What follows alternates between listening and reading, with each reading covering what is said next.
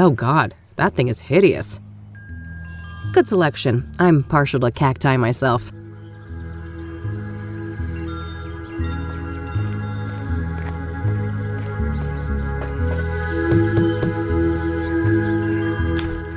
Oh, my lord. What? Did I step in something nasty on my way here? Have you attended to your root chakra lately? I can't say I've been keeping tabs on that one. Oh, you're such a treasure. Oh, how do I put this? Your root chakra is dog shit. It's a really crappy chakra. If I was a doctor and we were talking about your knee or shoulder, I would suggest just cutting it off. Just cut it right off. It's that bad. Tell me how you really feel. Oh, I'm fine. Thanks for asking. My chakras are in balance, from my toes all the way to the top of my noggin. That's just peachy. Look, Eileen told you I was coming, right? Oh, you're her! Oh, that's marvelous! Oh, wow. Okay. What the heck is going on? I'm sorry, but I can't have such blatant discord in my home. Take this pendant, love. I need a single photograph of you wearing it. Lotus position. Find a place in nature touched by fire, earth, and wind. I have no idea what you just said. That's funny. See you later. What a weirdo. If I want her help, I guess I need to find a spot to take that photo. Fire, earth, wind.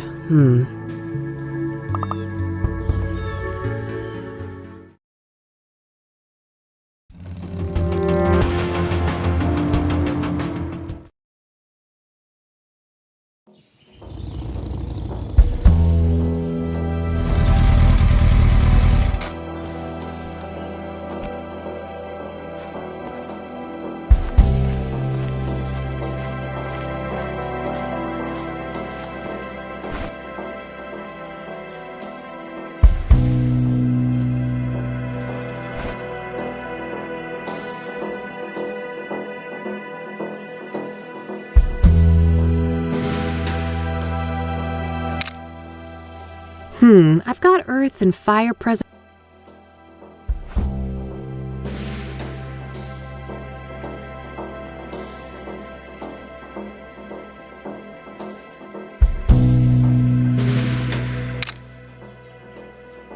That should be it. I better get this back to Meadow.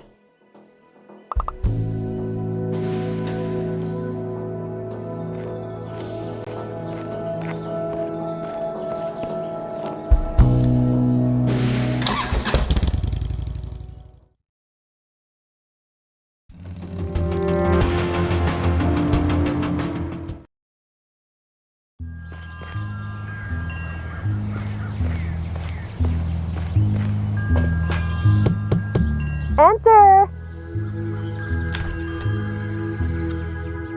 Wow, look at you! You're positively glowing! Thanks, I guess. I took that picture you wanted. Oh, that's okay. I can see that your chakra is well taken care of. Oh, aren't you supposed to have scars, though? Scars? What are you on about? I've got plenty of emotional ones, if that counts. Oh, never mind. I must be confusing you with someone else. Have a seat, love.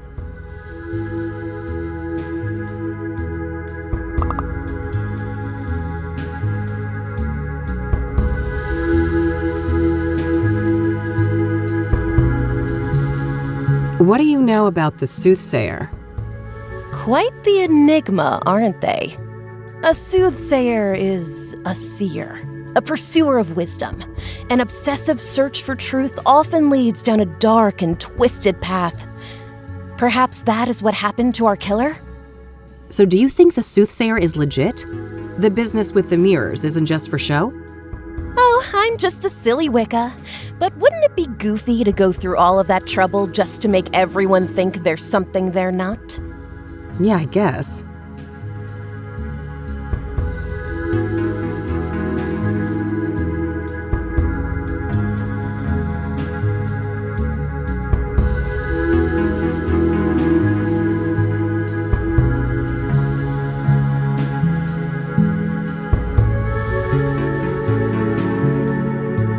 What do you know about Deborah Sinclair, the latest Soothsayer victim? I don't stay up to date on murders and stuff like that. No offense. So, Eileen tells me you know a thing or two about scrying mirrors? You could say that. I am a practicing clairvoyant. What do you want to know? What can a scrying mirror be used for? A scrying mirror is a powerful artifact that can be used to channel the astral realm, perform divination, and even commune with spirits. Ah, can you walk me through your scrying process? Sure. First off, the room should be dimly lit, preferably by candlelight. I like to use sage smoke to cleanse the air, and then I establish a protective circle to keep any negative energies at bay. I gently place the mirror in a steady position where I can look into it without using my hands. I make sure that the surface is clean and polished. I sit down, relax, calm my thoughts, and close my eyes. I visualize my intent, the knowledge I seek. When I'm ready, I open my eyes and gaze through, not into, the mirror. I see. And this is when you're supposed to get the visions? With some patience, yes. The scrying is not always successful, mind you. Spirits are a fickle bunch. Why is obsidian used in traditional scrying mirrors? Because of its rich mystical potency, of course. Obsidian is strongly grounded in the astral plane, which makes it ideal not only as a vessel for divination, but also for protecting the scryer and cleansing any negative energies. So it's pretty much spiritual duct tape? Spot on, sister.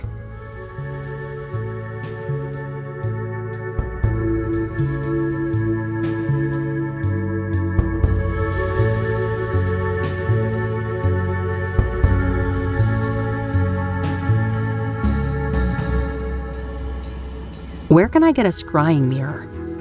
You're in luck. I have a spare one right here. Someone I don't like left it after a botched divination, so I'm totally fine with giving it to you and pretending I never saw it.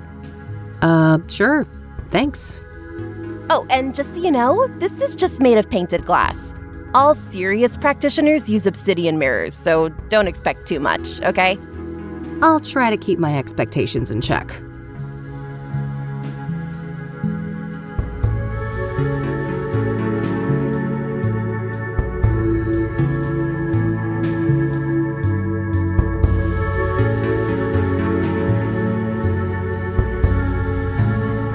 Can we do a scrying session together? Sure. I charge $250 per session. I can pen you in next week? I think I'll pass on that one.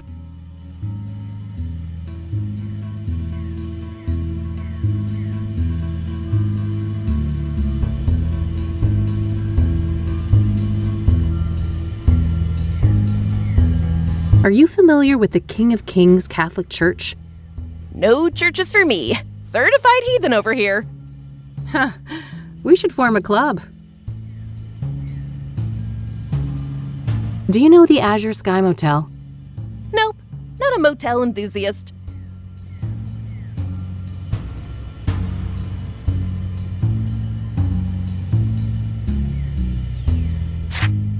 Have you heard of a drug called pyre? Nope, good old shrooms are my kind of high. Huh, I can see that. Not a fan of psychedelics myself. This gal's got a truckload of emotional baggage, way too much fuel for bad trips.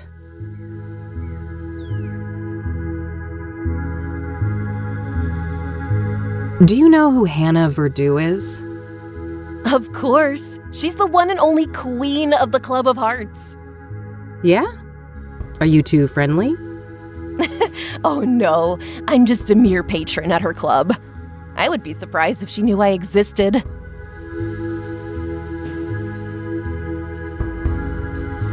I see on this poster of yours that you're familiar with the Club of Hearts. Yep, it's one of my favorite spots in the city. Yeah? What's so great about it? Oh, everything. The vibe, the poetry, the people. Sounds interesting. I'm planning to check the place out tomorrow. Oh, that's super neat. I'm sure it'll do wonders for your chakras. They're still pretty crappy, you know. Yeah, I bet they are. I don't want to ask her about that. Time for me to go. See ya. Bye now.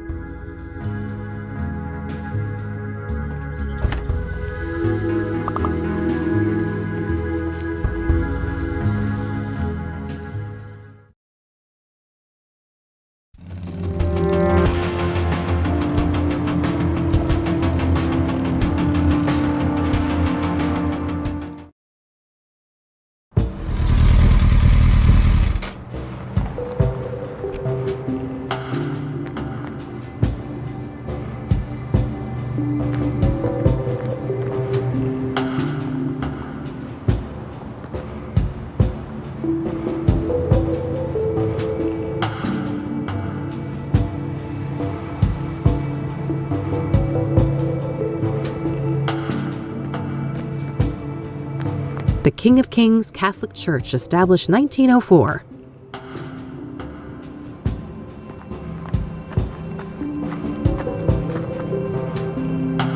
Hey there.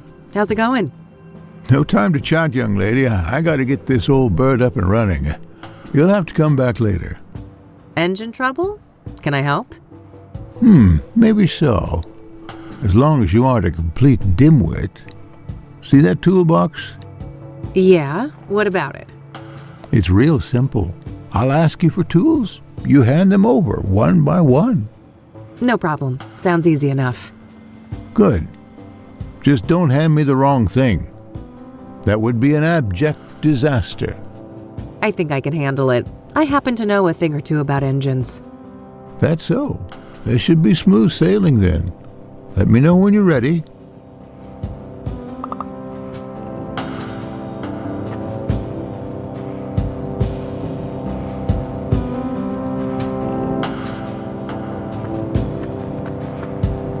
All right, I'm ready. What do you need? Hand over the medium-sized wrench, will ya? Not the rusty one.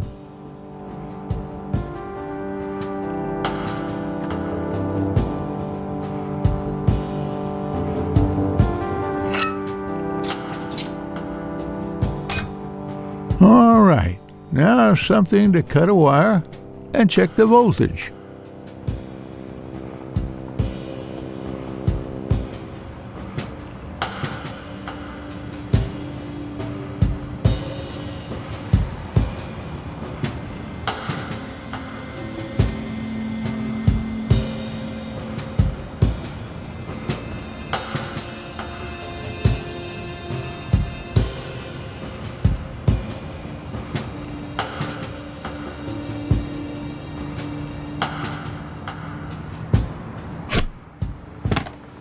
Lord, give me strength. Son of a gun, that made me lose my train of thought. We'll have to start this task all over again. Well, isn't that just great? Medium wrench.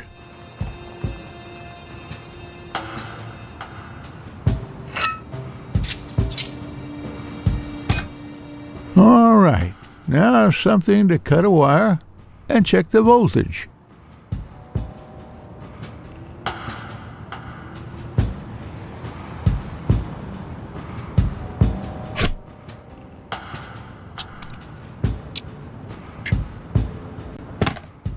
That's finished. What's next? Give me the regular pliers and then the big Phillips screwdriver.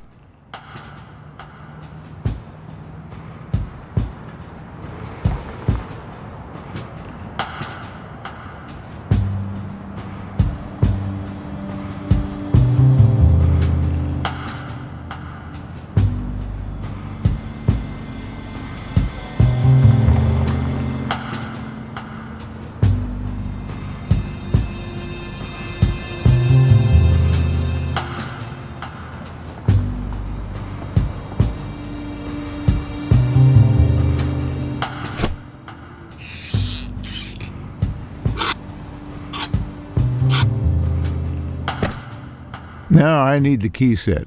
the mini wrench, and the other big screwdriver, not the one you gave me before.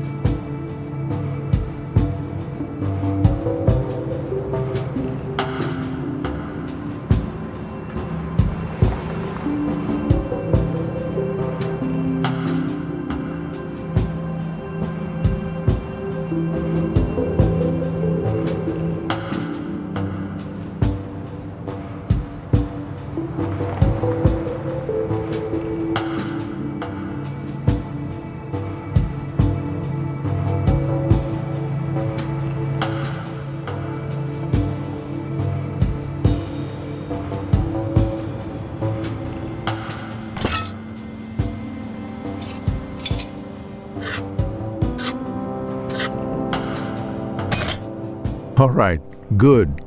We're done with that phase. Let's see here.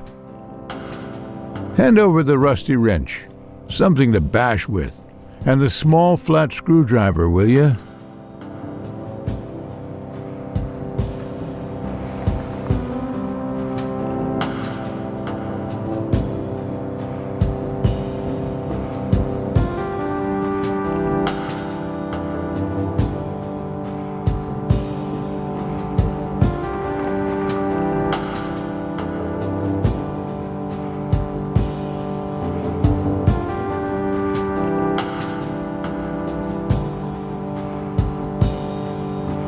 Can you repeat that?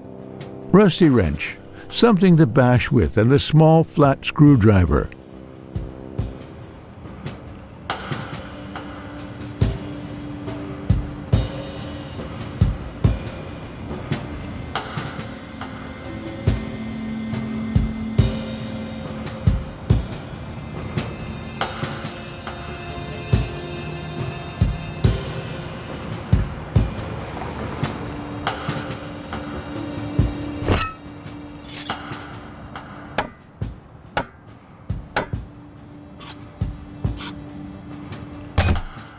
I got a 6-inch bolt here, a real oily little thing.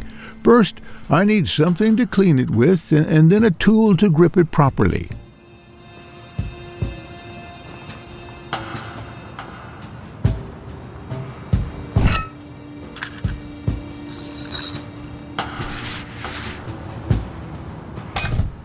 Hand me the other type of screwdriver. Same size as the last one you gave me. Also, I need a wrench 2 sizes smaller than the last fixed-size wrench.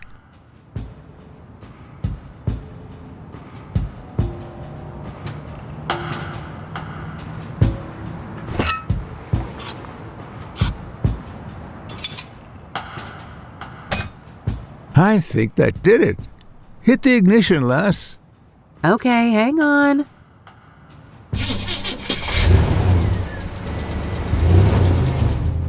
Praise the Lord. I prefer to go by Kathy, but thanks. I didn't quite catch that, young lady. Oh, never mind. Now I think I've deserved a little chat. You're Reverend Winters, right? Indeed. Hugh Winters at your service. And who might you be? The name is Rain, Kathy Rain. I'm a private investigator. Oh, I see. Another one. Very well, ask your questions then.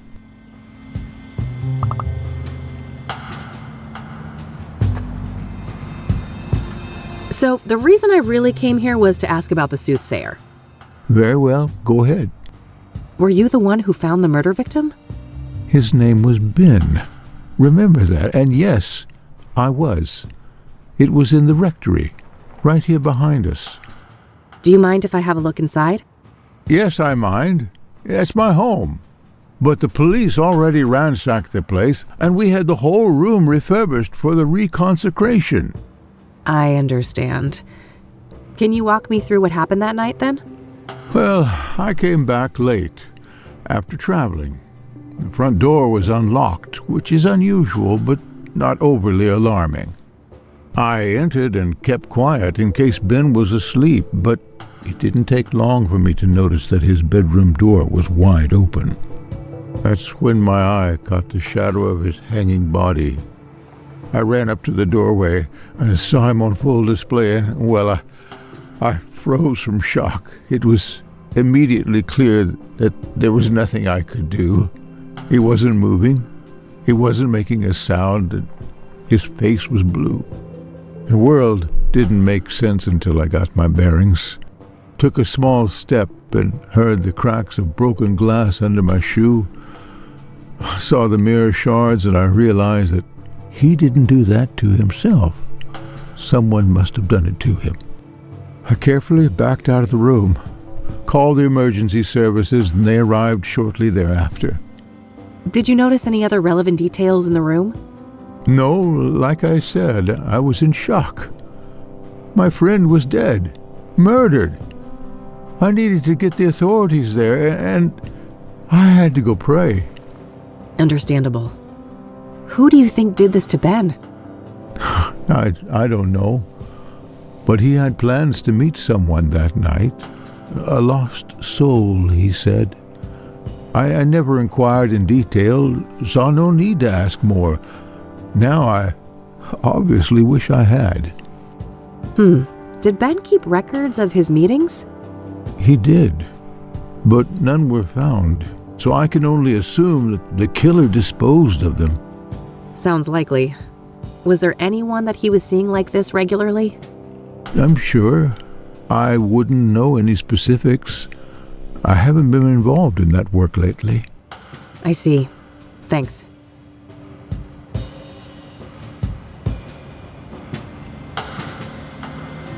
What do you know about Deborah Sinclair? Except for Ben, I don't know much about any of these murder victims. If you don't mind me asking, what was Ben like as a person? I'm glad you asked, because these days most people know him as Ben, the murder victim. Isn't it a tragedy how a man's life's work can be so utterly overshadowed by his final moments? Tragic indeed. Perhaps you can help me get a more nuanced view? I'll try. Ben was a good man, a good Christian, and he always managed to stay optimistic despite leading quite a difficult life. Difficult how? I shouldn't say. He wouldn't want me to share all of his secrets. But trust me, he carried great pain. Fair enough. Did he have any immediate family? No, and he never married. He had distant relatives out of state, but as far as I know, they were estranged. Okay. Next of kin? Never came into play. He had a written will and left everything to charity. Got it. Thanks. What do you know about scrying mirrors? Well, they're pagan instruments used for millennia. It would seem to me they have some ritualistic purpose for the Soothsayer. What makes you say that? Couldn't they just be a signature or a decoy even? No, I was there. That room, it was a place of sacrifice. The view of my departed friend was a monstrous display. I shall never forget it.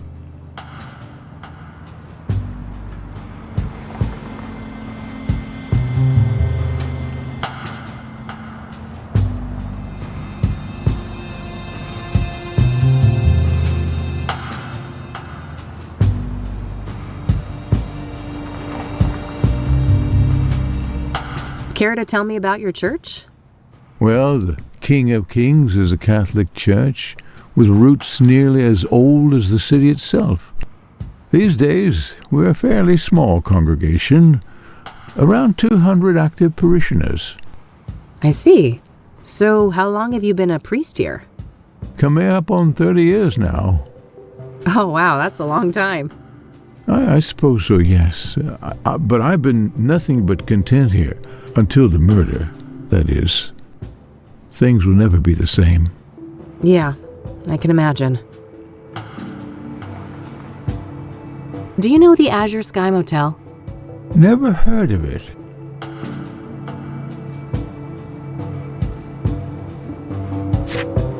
Have you ever heard of a drug called pyre?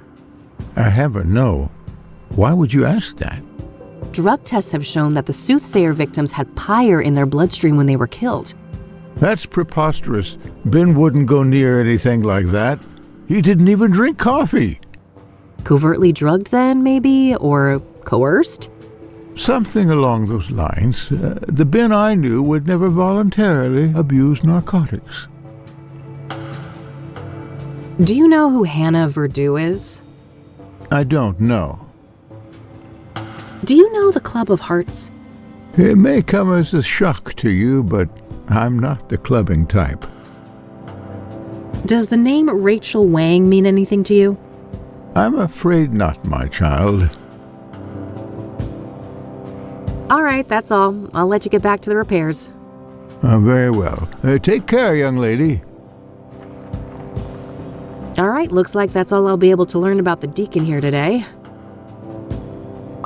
It's getting late. I better get back to the office so I don't end up missing Josh.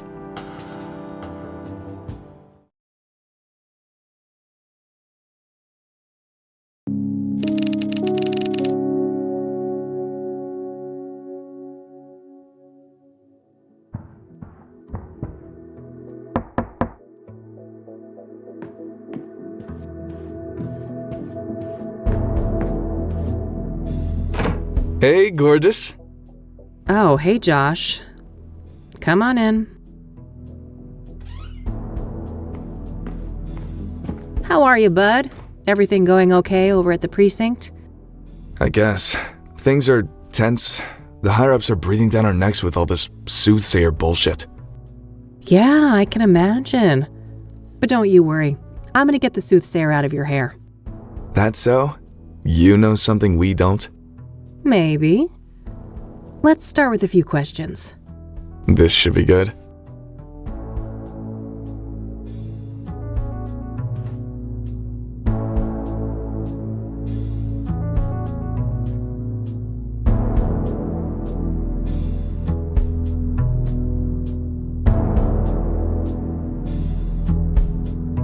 So, the Soothsayer.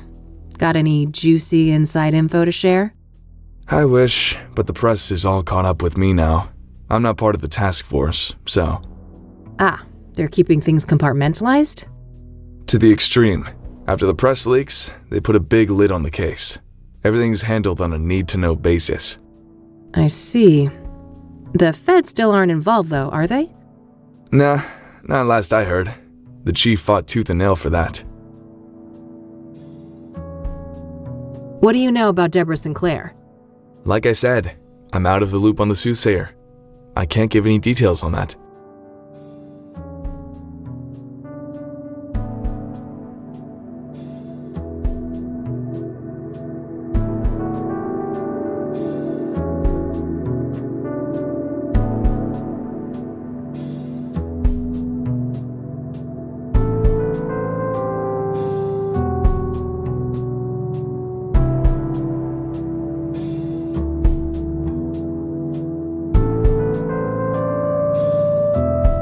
What do you know about scrying mirrors?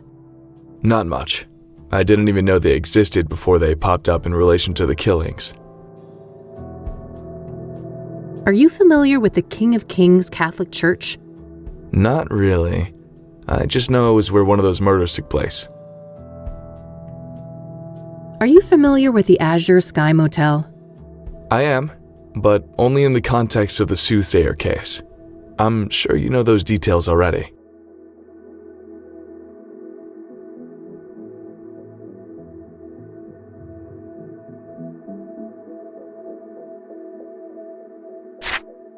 So, you're in the drug unit. You must have heard of Pyre. Yeah, that's an odd one. Novel narcotic, highly hallucinogenic. What is Pyre exactly? It's a new product, so we don't have a chemical breakdown yet, but early analysis suggests a synthetic compound. It's usually encapsulated in pills, but supposedly some injected too. What do you know about the origins of Pyre? Less than I'd like. We suspect it's locally made, but that's just our working theory based on the territory we found it in. And what territory is that? Within the city limits and surrounding areas. Do you have any leads on the Pyre dealers? Nope, and not for lack of trying. These fuckers are freaking Houdinis. Every meth head has a story about them stranger than the next. Alien abductions, government experiments, you name it. Huh. What do you think the deal is, personally? My gut feeling is that this is a new actor on the scene, and they're being real careful not to rustle any feathers. Whose feathers? Rival gangs? Yep, my informants tell me that there are some bad people out for blood. They don't like competition. Interesting. Someone told me that Pyre was handed out for free. Is there any truth to that? Yeah, I've heard similar stories. I wouldn't read too much into it, though. Things like that are common business tactics in these circles. What about Pyre being connected to the Soothsayer killings? That's news to me, but they have seniors from narcotics on the task force, so it's possible they're looking at that angle. Do you have any leads on the Pyre dealers? Nope, and not for lack of trying. These fuckers are freaking Houdinis. Every meth head has a story about them stranger than the next. Alien abductions, government experiments, you name it. Huh. What do you think the deal is, personally? My gut feeling is that this is a new actor on the scene, and they're being real careful not to rustle any feathers. Whose feathers? Rival gangs? Yep, my informants tell me that there are some bad people out for blood. They don't like competition. Interesting. Someone told me that Pyre was handed out for free. Is there any truth to that? Yeah, I've heard similar stories. I wouldn't read too much into it, though. Things like that are common business tactics in these circles.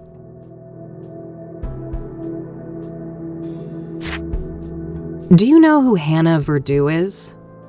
Sure, rich socialite with ties to organized crime. She's been on our radar for a while now. Interesting. Can you elaborate?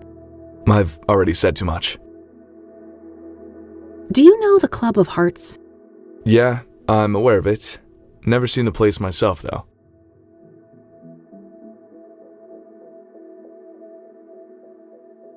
I don't want to ask him about that. Not yet. I picked up some clues today that I think.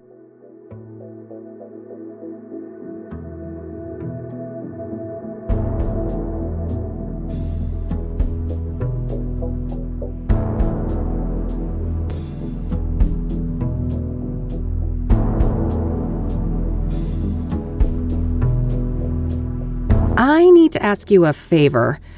I've got this print that I need to run. Oh, yeah? This have something to do with the Soothsayer? The less you know, the better, I think. Sounds like a risky proposition. What's in it for me? Well, this girl would be very, very grateful. That's so? Well, if you put it that way. Great. Here it is. Okay. No guarantees, though. And it'll take time. Like I said, things are tense at the station right now. I have faith in you, Josh.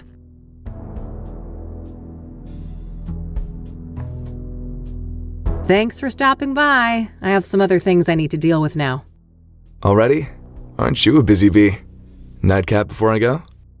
Oh, I wish, but one drink turns into multiple, and this gal ain't got no time for that. You're no fun. Well, later, babe. See ya.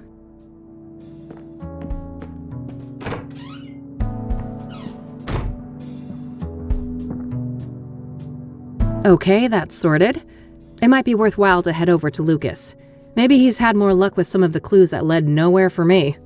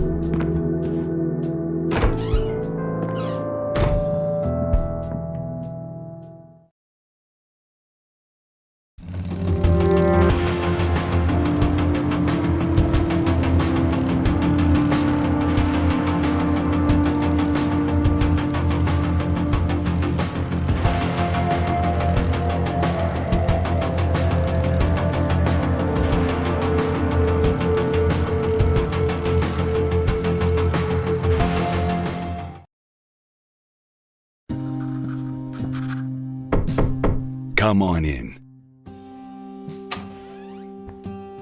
Hey, kid, solved the case yet? I wish. I just, happened to be in the neighborhood. Thought I'd stop by. Uh-huh. Make yourself at home. Let me know if you want to discuss the case. Sure thing, will do.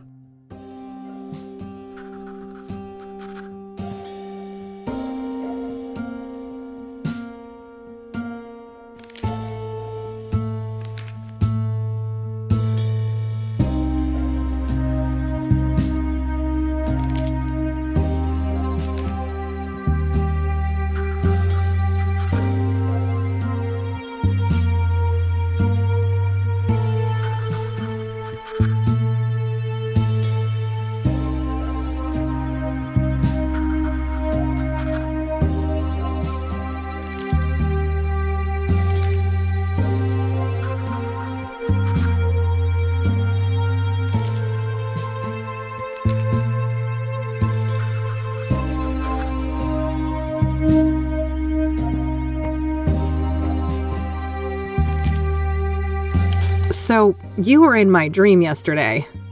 Oh, my condolences. Yeah, it was creepy as hell. You kept ranting about your retirement and turned into a zombie. Ha! Sounds like every other day at the office. You sure you were dreaming, kid? Huh, yeah. I guess it could have been real life. Anyways, wanna discuss the case? You bet. What you got? The Soothsayer is turning out to be quite an absorbing case. Uh-huh. Are you sure it's the case? I can see those dollar signs in your eyes. Oh, don't get me wrong, I am itching for that money, but I mean, it's not every day we get to investigate a serial killer, right? It's definitely a first, even for this old-timer. Anyway, I haven't found any solid links between the victims, have you? They seem arbitrarily chosen to me. A varied bunch indeed. Different genders, ages, occupations, social class. Not much in common between the 5 murder scenes either. I'm as stumped as you. So, Deborah Sinclair, huh? I gotta say, the Soothsayer is gutsy going after a celebrity like that. Gutsy or riddled with hubris? That's the question. Hopefully it's the latter, and he got sloppy somewhere. Luckily for me, the cops were the sloppy ones. I found a little something they left behind in the cabin. Atta girl. No such luck for me. I went there and some weird-ass fan of Sinclair got in my way. Oh God, bested by Randy? You're losing it, Lucas. Bah. I bet that chubby paraplegic took a quick look at a girl like you and let you do whatever the hell you wanted. You wish. Take your sexist excuses elsewhere, old man. Yeah. What'd you find anyway? Oh, nothing big, just a fingerprint on a mirror shard. Holy moly. That could break the case wide open. Don't I know it? I asked a contact at the KPD to run it for me. Trustworthy, I hope? You might as well take that shit to the task force. Nah, it's all good. Unlike my boy Randy, this guy actually wants to get in my pants. So, that Jane Doe, the burned woman, it's taking some time to ID her, it seems. Indeed. Whoever she was, it appears she wasn't missed much. Now ain't that fucking sad? Some trafficking victim, maybe? It's possible. Vulnerable people like that are often preyed upon by serial killers. I guess so. But I don't know, this guy seems more unpredictable than your average murderer. Agreed. We shouldn't forget that our guy has a tendency to defy pattern. Let's talk about Deacon Townsend. Sure. What do you think of that one? Well, I wonder how the heck the Soothsayer managed to convince him to hang himself. That's the question, isn't it? Every source I talk to paints the deacon as nothing but a devout Christian. Maybe he wasn't as devout as he led people to believe. For all we know, he could have been a willing sacrifice. I don't think so.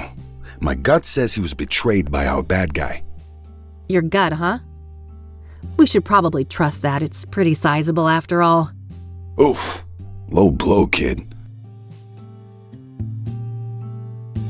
What's your take on the scrying mirrors? Well, I don't think they're just calling cards.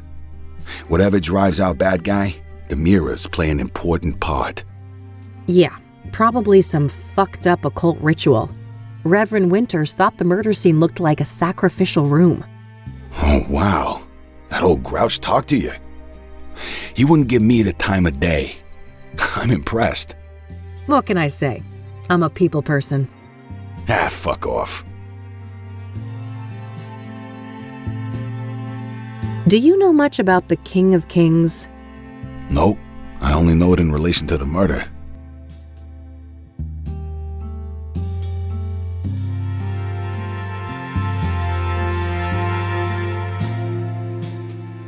What are your thoughts on the second victim, Eric Holloway? Well, I'm not surprised the cops got it wrong at first. He certainly fits the profile of a suicide victim, given the rumors of depression and what happened to his ex, Sarah.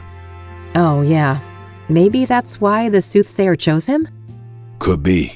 It'd certainly be easier to isolate a vulnerable person like that. Did you go to the apartment building? I did. Managed to squeeze some info out of the neighbor next door. Had to grit my teeth and pretend to be a devout Christian, but I powered through it. Probably not the last time you had to do that. What did you learn then? Well, apparently Eric had a drug problem. And he was also engaging in a lot of casual hookups. Interesting. I suppose it's not uncommon to get caught up in addictions after a trauma like that.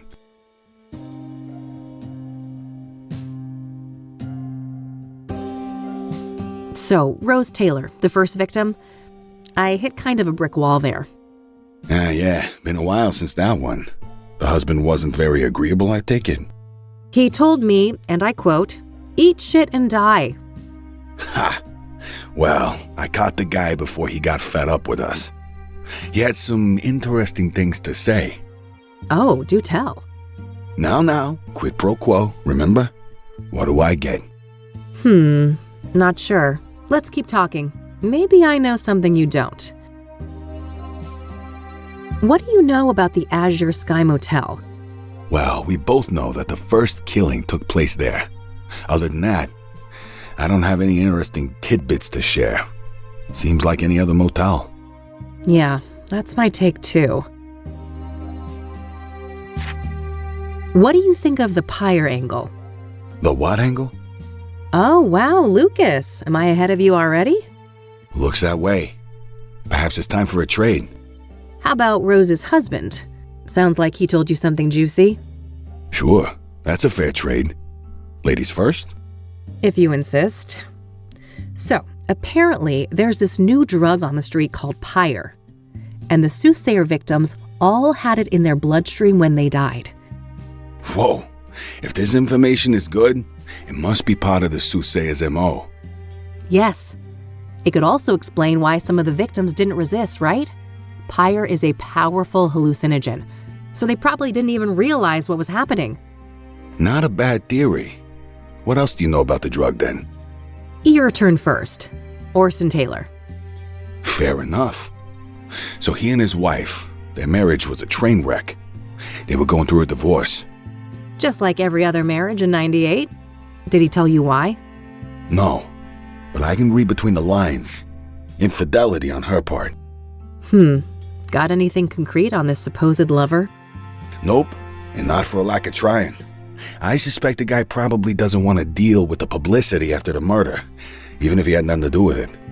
Hardly more than a hunch, Lucas. What else have you got? Well, you're aware of what line of work Rose was in, right? The paper said she was a nurse. Why? I dug up her employment history, and guess where she used to work a couple of years back? Enough build-up, Lucas. Out with it. Your mom's place. Angstrom's. Oh, fuck. Really? That's one hell of a coincidence. Just my reaction. Have you seen your mother lately? I don't want to talk about it. Well, do with this what you will. Maybe she knows something about Rose. That's all I got. Your turn. All right. So the pyre dealers like privacy, and they've managed to stay out of reach of both the law and rival criminals. Interesting. How'd they manage to do that? Obscure dealing practices, for one. I haven't got any first-hand information, but rumors say that they find dope fiends and give them pyre for free. Huh, very strange. I'll need to look into this further. You do that. As for me, I guess I'll have to go to Ingstrom's tomorrow. Fuck me. Do you know who Hannah Verdew is? Nah, should I? Not really, just curious. Do you know the Club of Hearts? Nope. Any relation to the murders? Nah, just might be a useful source there.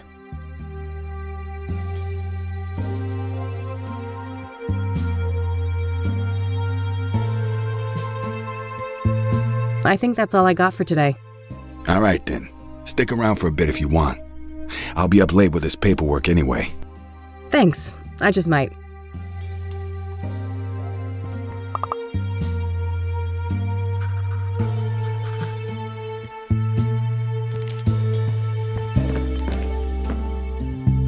Thanks, Lucas. I need to get some sleep now. Talk another day, yeah? Sure. See you around, kiddo. See ya.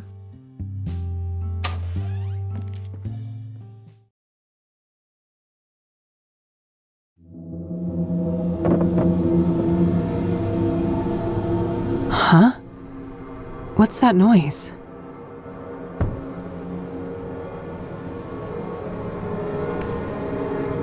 Oh, ew, Mildred, gross. Bon appetit, you little monster. I'm going back to bed.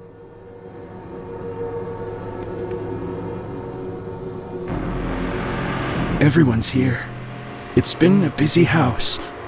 The colors are just right. And we are all so very, very proud. Oh, fuck.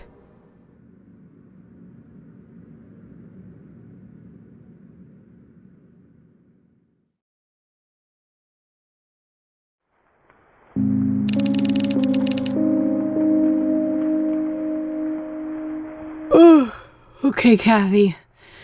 Time to get out there and confront the rain. And Mom.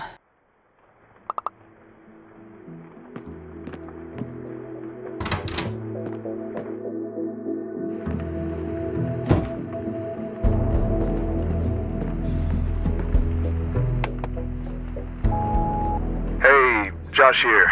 So, that print you asked me to run, apparently it belongs to an old lady called Tabitha Caldwell, 73 years old. Turns out that we grabbed her print in the 60s for violating some obscure state law about endangered plants.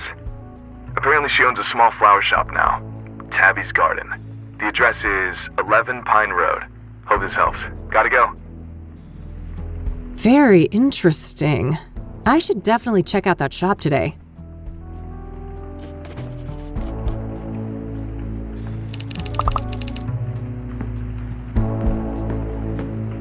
Another one of these. The Queen King of Two Suits longs for human connection and non-conformity, yet is caught in a painful loop of self-destruction. T. What is this cryptic nonsense? Somebody is messing with me.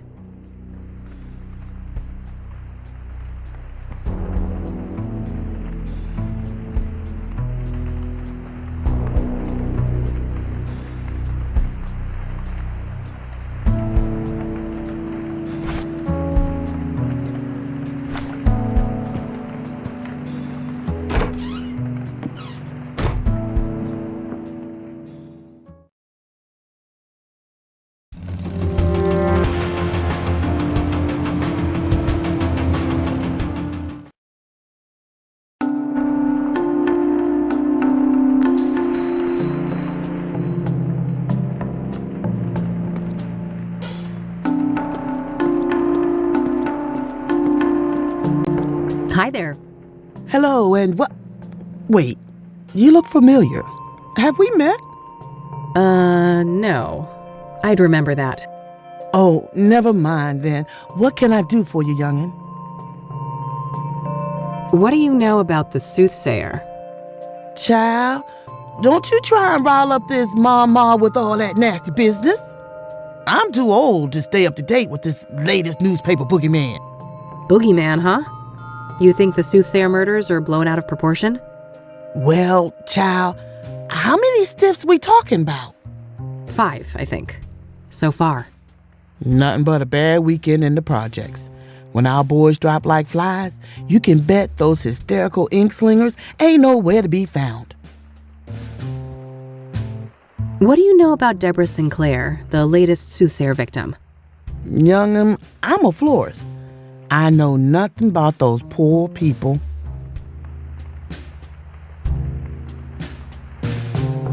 I see that you have scrying mirrors for sale. Ah, yes. Those are always popular. High quality, exquisite design, made from genuine, locally mined obsidian. Ah, cool. You sell a lot of these then? Well, this ain't a big business. Maybe a dozen a month or so. Things have picked up lately, too. Not sure why. The Soothsayer uses scrying mirrors, doesn't he? That might be why? Oh, really? I suppose that would explain things. Are you familiar with the King of Kings Catholic Church? I'm not. My people, we're Lutheran. Have you been to the Azure Sky Motel? No, I haven't heard of that place. Have you heard of a street drug called Pyre?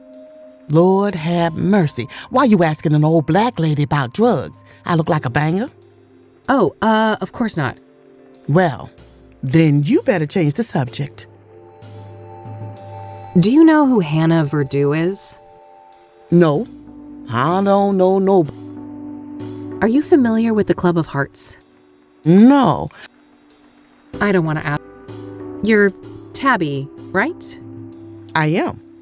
Tabitha Caldwell, but everybody calls me Tabby. Flower Tabby. I see. Have you had this place long? 40-something years. Why? You looking to enter the business? Oh, God, no. I kill everything I touch. That would be an abject disaster. No such thing as hopeless. And you better believe my precious nephews tried to prove me wrong. Thanks. I'll go browse some more. You do that.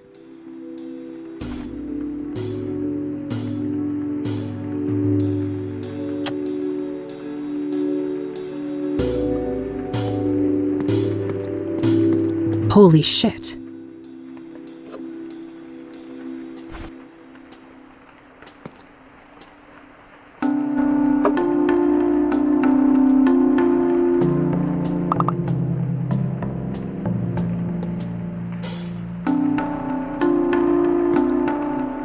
Always liked the look of those.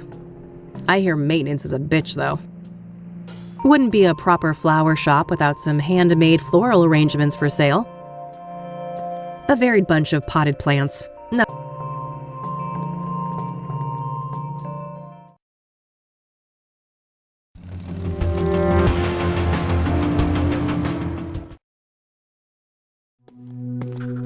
God, this place makes me want to vomit. Okay, get a grip, Kathy. You can do this. Focus on the task at hand. Rose Taylor used to work here. Hey, Oscar. Oh, wow, amiga. It's been a while, huh? I like the new hair. It pops. Thanks, bud. They've got you on desk duty, huh? Yeah, just recently. I don't mind. Got me addicted to crosswords, though. Huh. I guess there are worse vices to succumb to. So, how is she? Better. New meds, and she's moved down a security level, so, progress. All right, that's good news, I suppose. You want to see her? I can buzz you in. Maybe in a minute. I actually wanted to speak to you. Sure. Happy to chat. What do you know about the Soothsayer? The killer? Man, nothing. I don't care for all that morbid stuff. What do you know about Deborah Sinclair? Writer, wasn't she? Murdered by that killer? Yeah, that's her. Well, that's all I know. Haven't read any of her stuff. What do you know about Jane Doe, the fourth Soothsayer victim. I don't know anything about those killings, chica. Are you familiar with scrying mirrors? Nah, I'm Catholic. That's Diablo shit, amiga. I'd be disowned by my family if I touch any of that.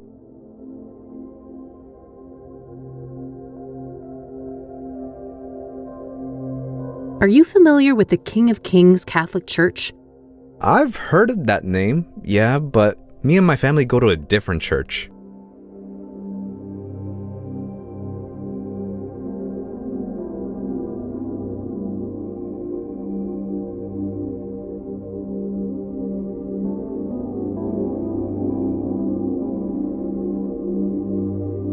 So I hear that a certain Rose Taylor, the woman who was killed by the Soothsayer, used to work here. That right? Yeah, that's public record. She was employed here a few years back. All right. Did you know her? Why'd she leave? Look, I can't go there. Company lawyers ain't messing around. They rip me apart if I leak something like that. Come on, Oscar, how would they know? Don't go too far, chica. I like you, but I like this job more. Do you know the Azure Sky Motel? Doesn't ring a bell, no. Have you heard of Pyre? Nope. That a band or something? Not quite. It's a street drug. Oh, that ain't my thing. A little Mary Jane on special occasions, maybe, but I don't touch the heavy stuff. Do you know who Hannah Verdew is?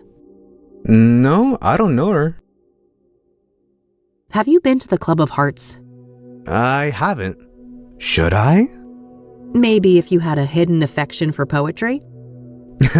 Can't say I'm inclined that way. I don't want to ask him about that.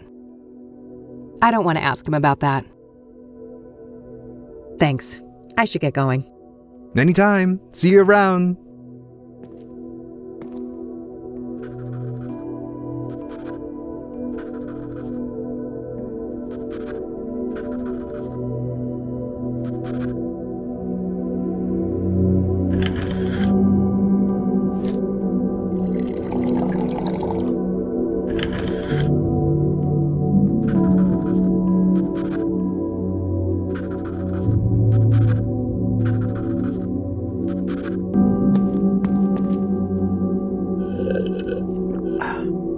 That door leads to the visitation area. It's open. Oh, Yeah? can you buzz me in? Sure, go ahead. Thanks.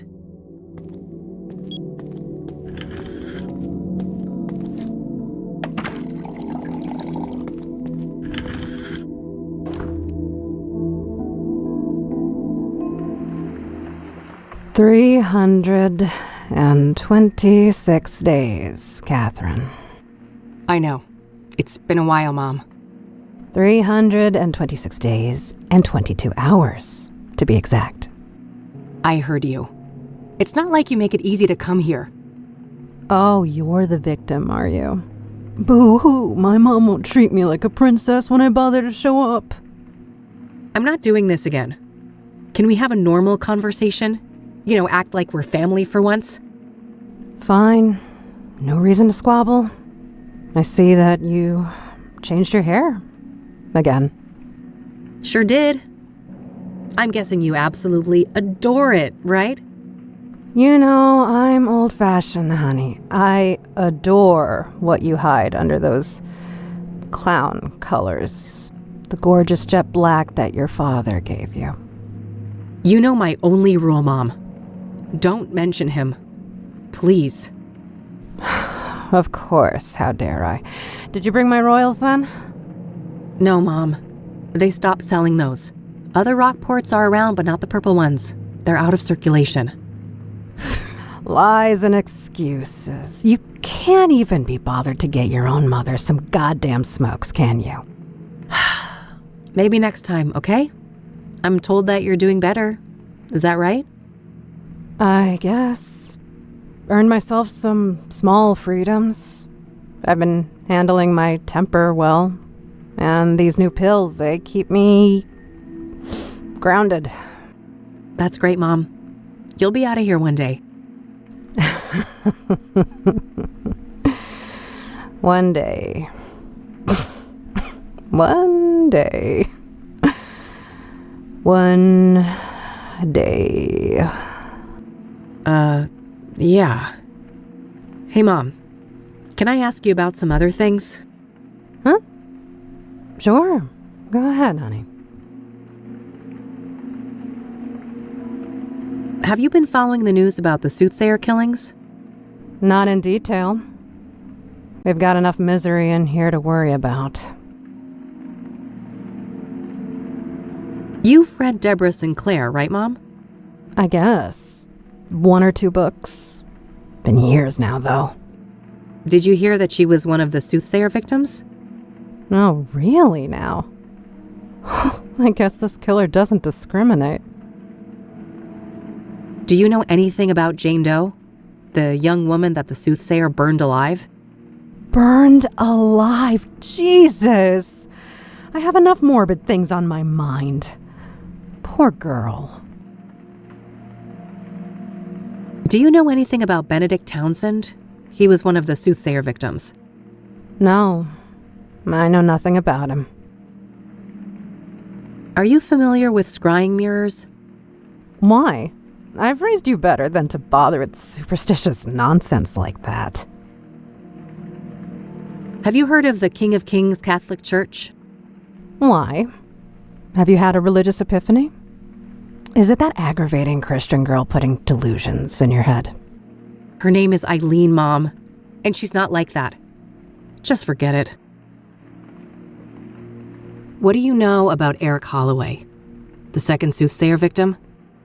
Look, you better ask somebody else about these murders.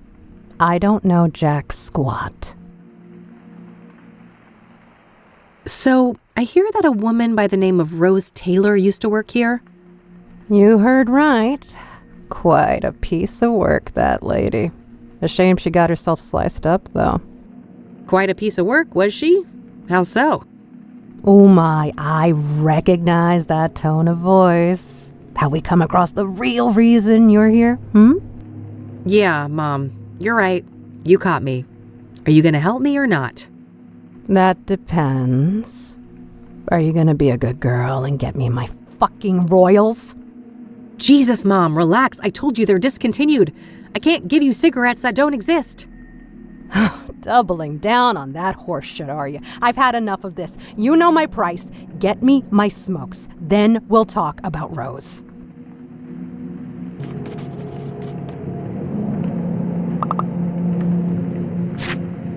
Do you know the Azure Sky Motel?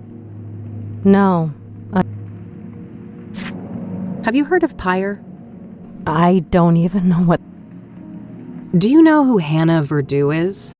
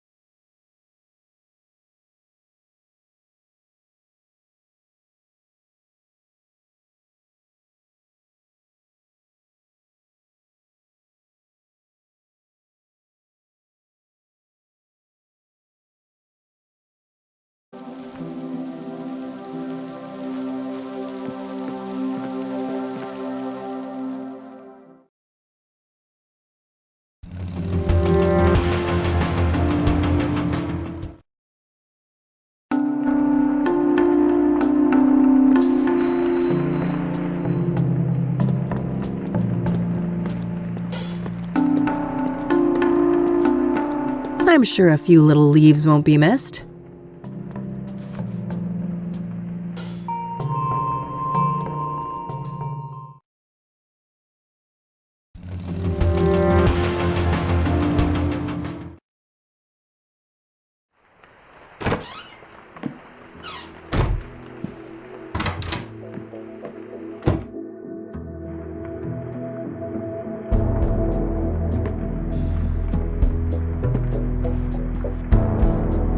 This cinnamon might come in handy. Got it.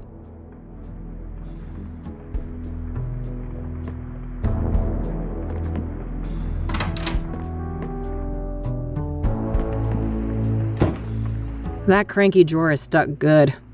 I know Eileen had some magic trick to get it open. Too bad she's not around.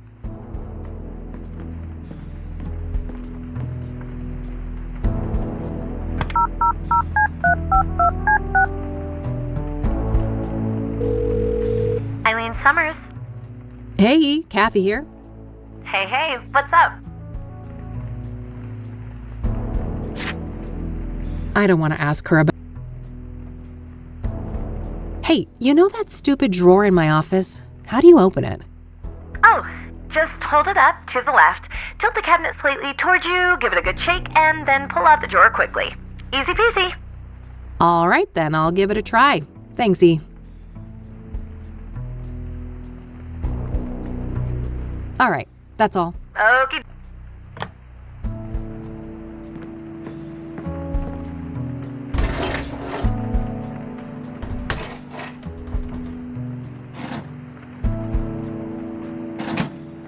Found a pair of scissors and a couple of markers in there.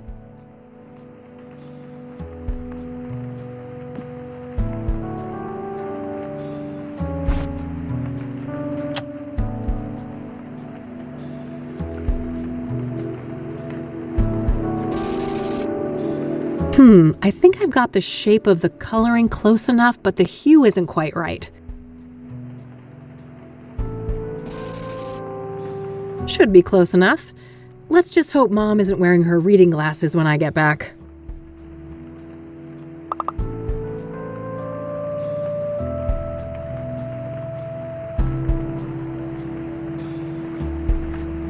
All right, let's see here. Okay, I've spiced up the tobacco, but I think it needs a couple more ingredients.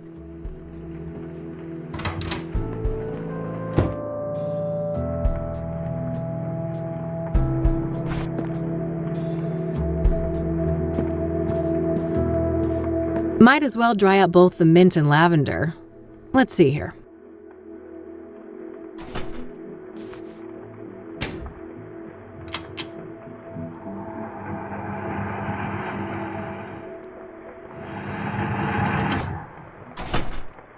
All right, nice and dry.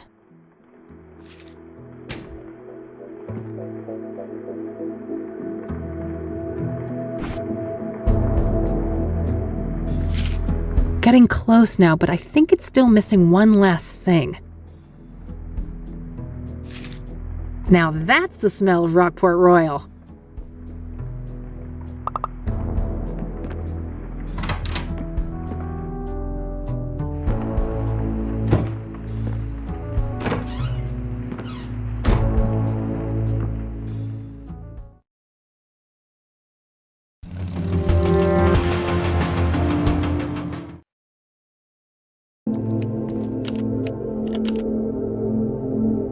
Can you buzz me? Sure. Thanks.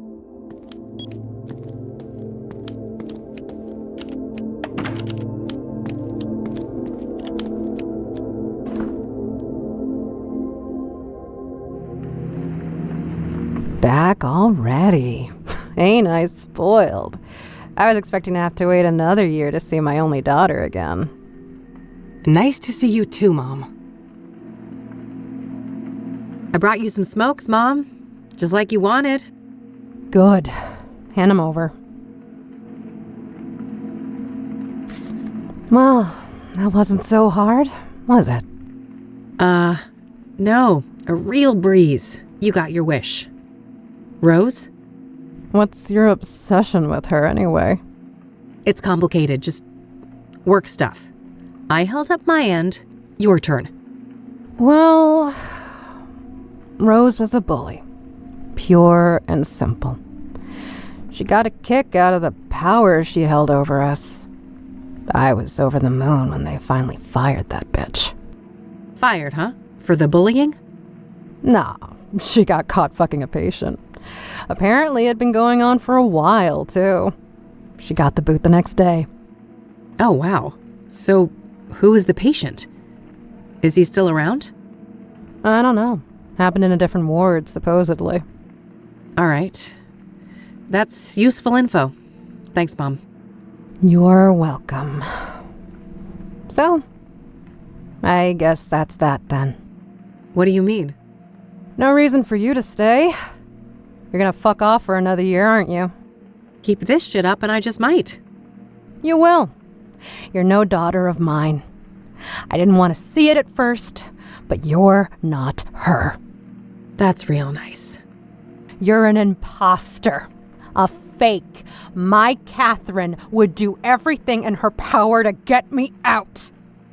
I can't deal with this. Nurse, we're done here. Yeah, nurse, time to get this Jezebel out of here! Take care of yourself, Mom.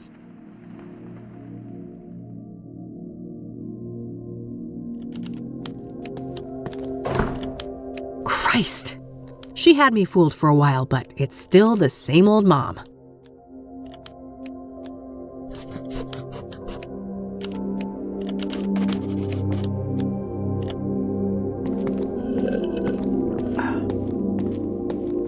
Oh, one more thing. Yeah? A little bird told me that Rose was fired for a relationship with a patient. Sound familiar? Dios mío, are you trying to put me out of a job?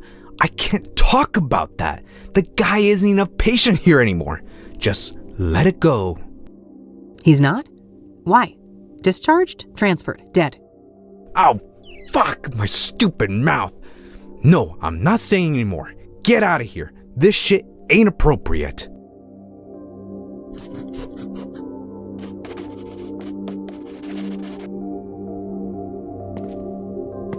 Well, I guess that's that. It's getting late. I better get back to the office and have something to eat before the club opens.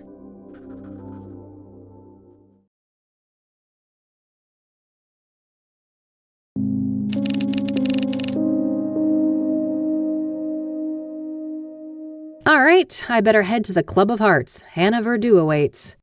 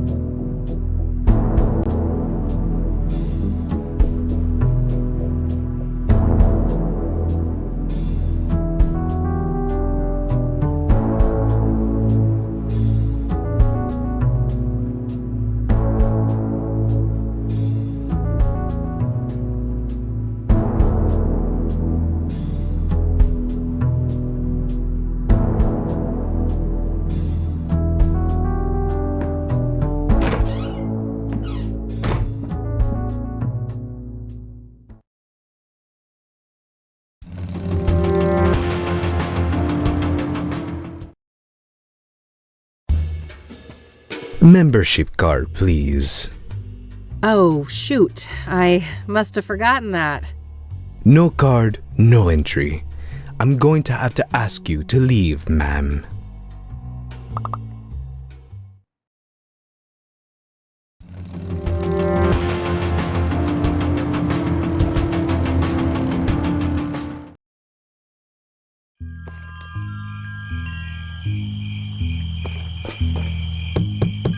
Enter!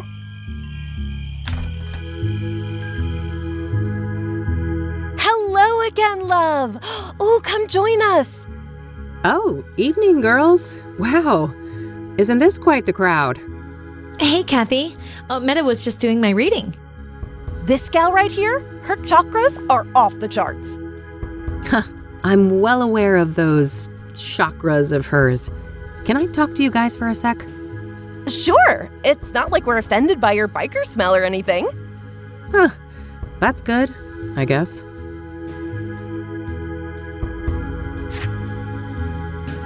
Do you know who Tabitha Caldwell is? Nope, but I wish I did. Great name. I went to the Club of Hearts. You neglected to mention that it's members only, Meadow. Oh, silly me. Well, it's members only. Well, duh. So, you're a member? Sure am. Got the card and everything. Neat. Any chance I could borrow that membership card? Just for tonight, I promise. Oh, I'd lend it to you, but I wouldn't want your chakra to get all over it. No offense. You're killing me. Not this again. I took that photo you wanted. What's next? Dance like a fucking poodle? Oh, wow, so much rage. This is the root of your problem, love. She is right, you know. You need to learn how to handle your anger, Kathy. Oh, geez, not you too. Well, fine. What can I do to fix my chakras again? There isn't enough green in your life. I need you to bathe in green and immortalize it in a photo. Bathe in green? I guess I'll go and try to figure out what the hell that means. That's the spirit.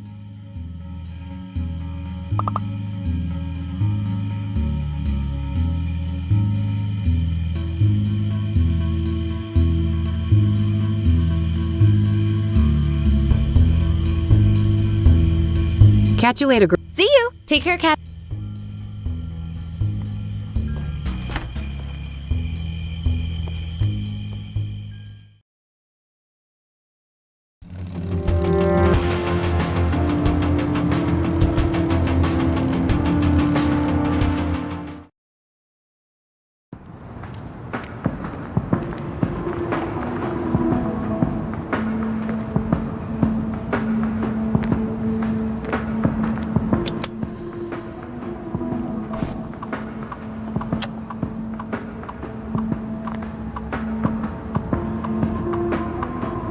What the hell is that, girl?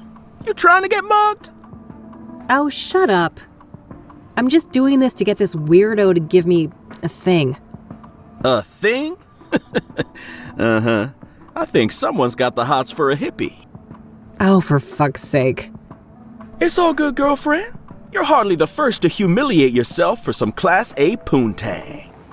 Jesus Christ. Oh, I think my boy JC will stay clear of this one. I doubt he'd like the thing very much.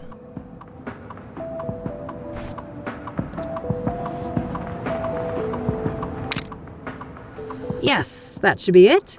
Time to get this back to Meadow.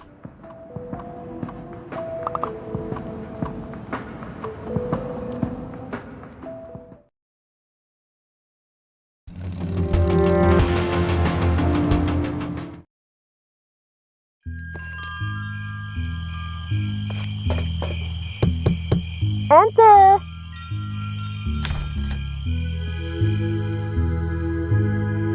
Now that's what I'm talking about. Isn't that much better, love? Sure. Got that chakra all sorted out. Wasn't humiliating at all or anything. Here you are, as promised. This card has got your picture on it. Well, of course. What did you expect? It's my card. Ugh, seriously, how do you expect me to enter the club with this? Plastic surgery, maybe? And a wig? Ugh, great plan. I'll get right on that. Maybe start by sticking my head in the oven to melt my face off. Now, I'm sure you'll figure something out.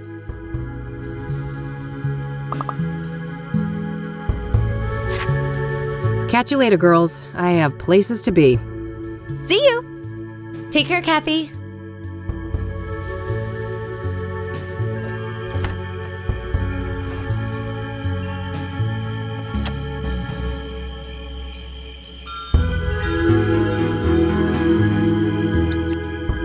All right, I've cut my face out of the photo. Now what?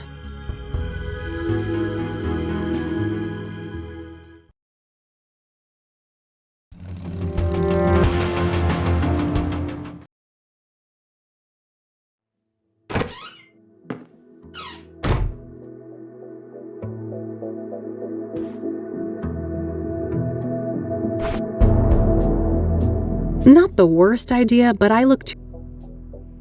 Not a bad idea, but I'll need some way to attach the photo.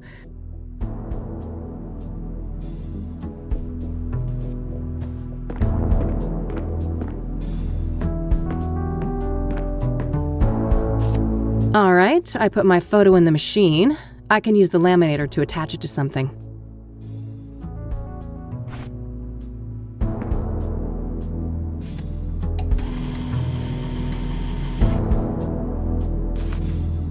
All done.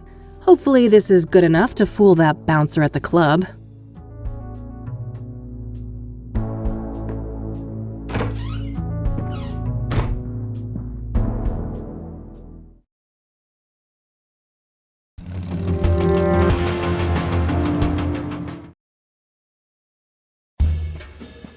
Membership card, please. Here you go. Thank you. Enjoy the Club of Hearts. And I'll leave you with these parting words. What is in a name? Only words spoken, written, yet a soul defined. Thank you. Huh. Who knew librarians had leisure time?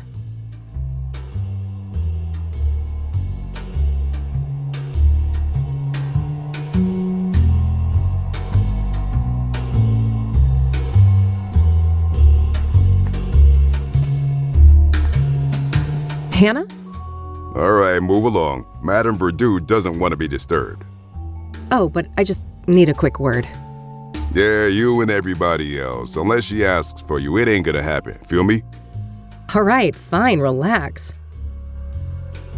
Guess I'll have to try and attract attention somehow.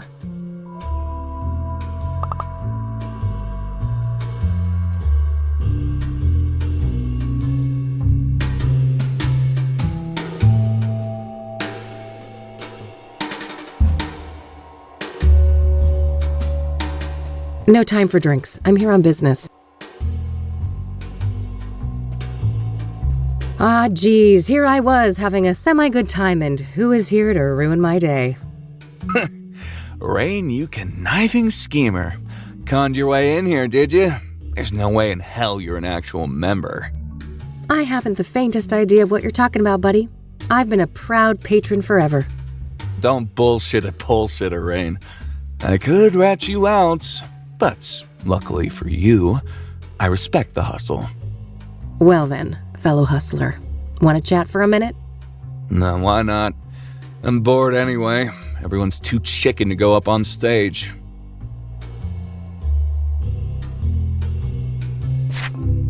So that pyre angle, huh? Pretty interesting.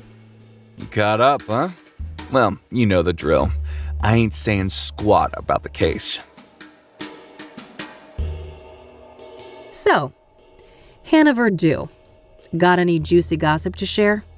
Well, you know, dude looks like a lady. Can't get much juicier than that. I guess I walked into that one. I only have myself to blame for expecting you to have anything substantial to add. Sucks to be you, Rain. So, what do you think of this place? It ain't bad. I first came here for work when I was covering the arts beats, and I grew fond of the place. Poetry is your jam, huh? I honestly find that a bit hard to believe. Believe what you will. I don't give a crap what you think. I should probably keep that to myself. I don't want to give Art free information. He's competition after all. I should probably go look at the poster first. I'm gonna... Later. Open mic haiku night, huh? Looks like anyone can go up on stage and perform. Hey. Yeah? Open mic tonight, it seems. How does one write a haiku anyway? Well, lass, Mr. Hopkins is about to teach you a little something about poetry. 3 stanzas, 5 syllables, then 7, then 5 again. Rain is a dummy, whereas Art is a shrewd man. Universe aligned. 575. All right, let's see. Receding hairline, arrogance personified. It's Art Hopkins, folks. 575. Yeah, you got it. You should definitely go up on stage tonight. I could use some Schadenfreude.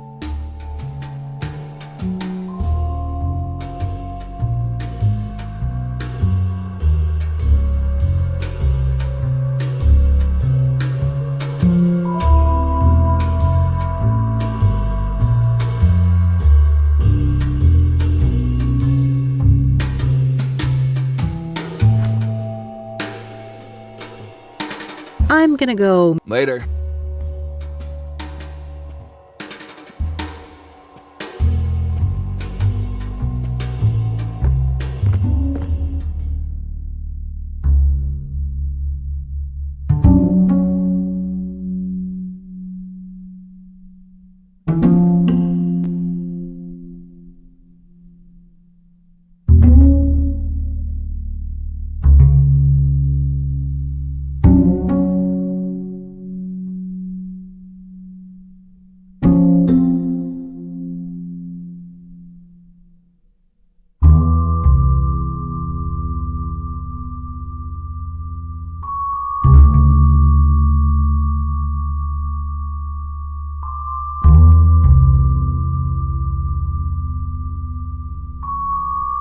Beating hearts. Scream loud.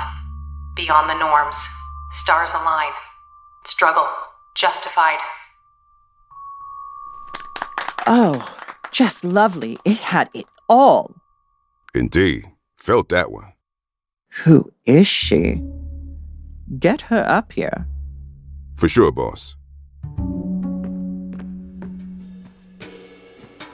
Hey, you. Yes?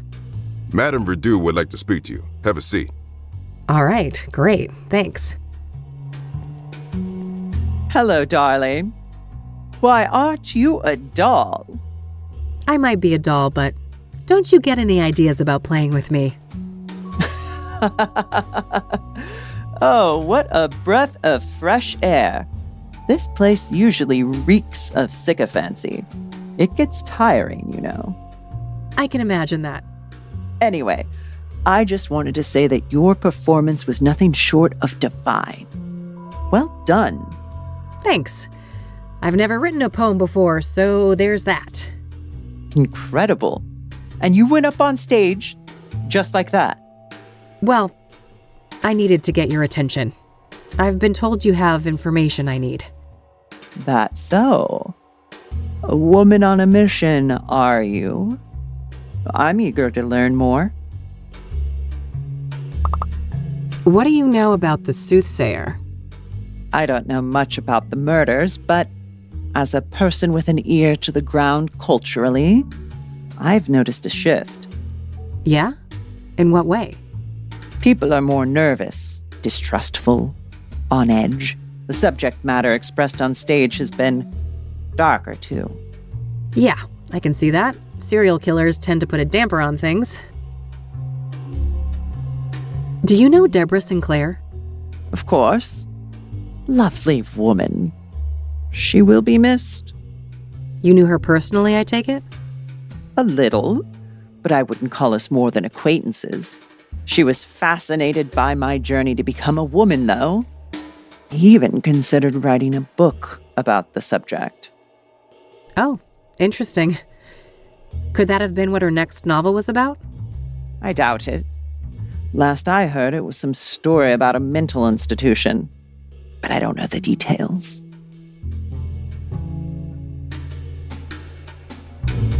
Do you know anything about the young woman who was burned to death by the Soothsayer up on Constance Hill? One thing comes to mind.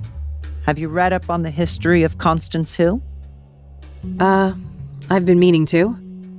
Well, in the old days, that place was a famous site for burning witches at the stake. Oh, right. Doesn't the name itself come from some woman who died there too? Yes. Constance Phillips. She was one of the last women executed for witchcraft in America. Interesting. So it would seem that Jane Doe met a similar fate. Sadly, yes. Do you know anything about Benedict Townsend, the deacon killed by the Soothsayer? Honey, men of the cloth and I run in different circles, to say the least. What do you know about scrying mirrors? Nothing much. I was acutely ignorant of them until the Soothsayer brought them into the limelight. Are you familiar with the King of Kings Catholic Church? Never heard of it. What do you know about Eric Holloway, the second Soothsayer victim? Nothing much. I'd just be regurgitating common knowledge. What do you know about Rose Taylor, the first Soothsayer victim? Nothing revelatory, I'm afraid. Just what we've all read in the papers. Do you know the Azure Sky Motel? Never heard of it. Pyre. Someone told me that you might be able to get that? Ah, a fellow connoisseur. Sorry to disappoint, but I haven't been able to procure pyre. Not for a lack of trying. Damn. Well, if somebody like you can't get it, it's gotta be impossible. I never claimed to have superpowers, darling. But from what I have gathered, a curious nameless duo is behind pyre. A man and a woman. Interesting. What can you tell me about them? Very little. The man is supposedly tall, bold, and an intimidating figure. The woman stays in the background, from what I understand. There are rumors circulating about their unusual behavior, too. Apparently, they are quite picky with their clientele, conducting some sort of interviews to separate the wheat from the chaff. Strange. How close have you come to tracking these people down? Not very. My best lead is a graffiti artist by the name Faze. That's Faze. Okay. What's his deal? Well, the word on the street is that he had direct contact with the pyre dealers. And his experience with pyre had a profound effect on him. Supposedly, he's quite obsessed with it. I see. Know where to find him? Alas, I don't. Well, this is still very useful information. Thanks.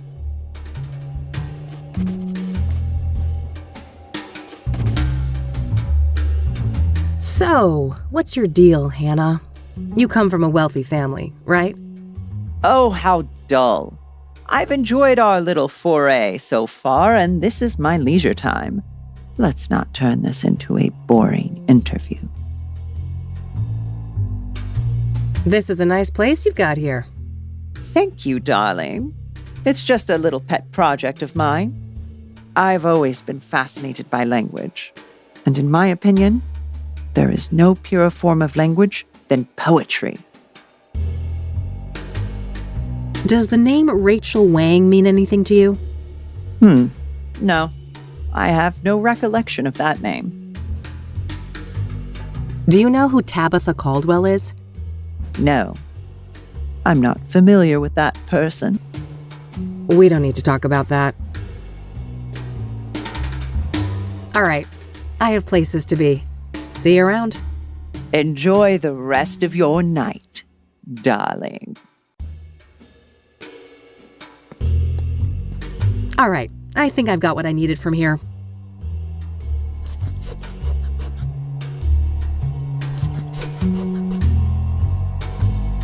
Time to head back, but I'll stop by Lucas's place on my way home.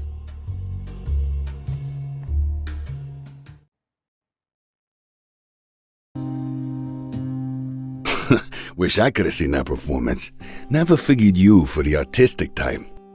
When there's this much money on the line, my type tends to be of the flexible variety. Wow, sounds like it paid off. This Verdú person give you some good info, right? Oh, you betcha. Let's talk. So, Rose Taylor, I've made a little progress, but I was hoping for more. All right. If you want, we can try to untangle it together. Well, okay. Apparently, she was fired for screwing a patient, but that person is no longer at the facility for reasons unknown. That would explain the failed marriage. She's caught in the act, they fire her, the husband files for divorce? Makes sense. And then sometime after that, she's murdered in the azure sky by this lover of hers, possibly? If the husband was cleared, this paramour, if released at the time, would certainly be a prime suspect, yes. Surely the KPD must have been swarming him like flies on a turd then. Indeed. My source at the KPD said no arrests yet. So either patient X isn't our guy, or he's a slippery fuck, and they simply don't have enough on him. Okay, good to know.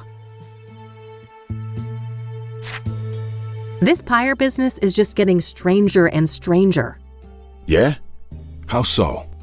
I learned today that the dealers don't just give out the drug for free. Their clientele has to pass some sort of test first. Yes, I've heard those rumors too. The drug dealers quiz the junkies before they get a fix. Bizarre. Bizarre indeed. This is looking more and more like organized experiments. I agree. It seems like these dealers are carrying out a deliberate plan. The question is, was murder always part of that equation? Yeah, that's the million-dollar question.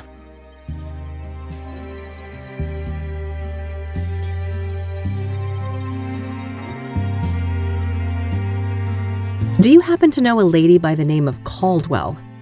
No. Should I? If you're interested in solving the Soothsayer case, yeah. Bold words. Care for a trade? Maybe. Let's keep talking and we'll see. Have you been able to learn anything about the people behind Pyre? Nada. They're a fickle bunch. You? I did hear that it's supposed to be a man and a woman working together.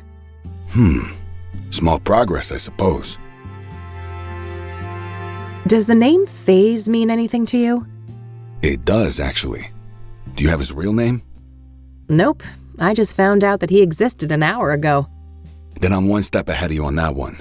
Quid pro quo? How about Caldwell for Phase? Deal. You first. Fine. So there's this old African-American lady, Tabitha Caldwell. She owns a flower shop, Tabby's Garden. She was fingerprinted in the 1960s for some stupid, harmless crime. Now get this. Her prints ended up on an obsidian shard that I picked up in Deborah's cabin, right next to where the last murder occurred. Holy moly, is our killer an old lady florist? Sounds pretty far-fetched. But maybe that's how she's been able to evade the authorities. My thoughts exactly. Well, don't leave me hanging. Have you followed up yet? We'll get there. Your turn. All right. Phase's real name is Corey Finnegan. He's one of those underground anarchist types. A junkie graffiti artist with no fixed address. His name kept popping up when I was doing research on Pyre. Supposedly, he's met the dealers in person. Nothing new to me except his name. Surely the bombshell I just handed you is worth more than that. I'll tell you what. I got a few contacts looking for Finnegan. If I hear anything about his whereabouts, I'll let you know. All right, Tabitha. I went to her shop, and I shit you not, she's got actual obsidian mirrors for sale right up front. Whoa. Either we found the most arrogant killer of all time, or... These were accidental prints left on mirrors that the Soothsayer bought from her at some point. Did you confront her? No, I didn't want to tip my hand so soon. I plan to follow up on my other leads first. Good idea. Even if she's involved in the murders, you need a stronger case to hand over to the KPD. Lots to think about.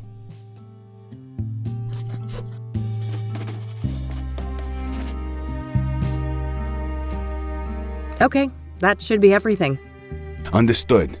I'll be up for a while longer if you come up with more things to discuss. Great, I'll keep that in mind.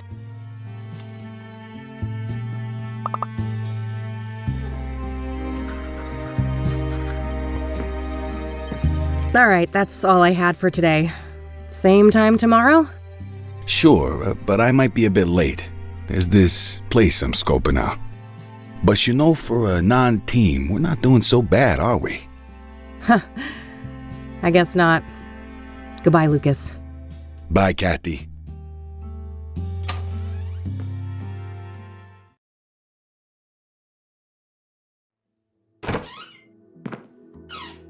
Hey, you little menace. Miss me? You better.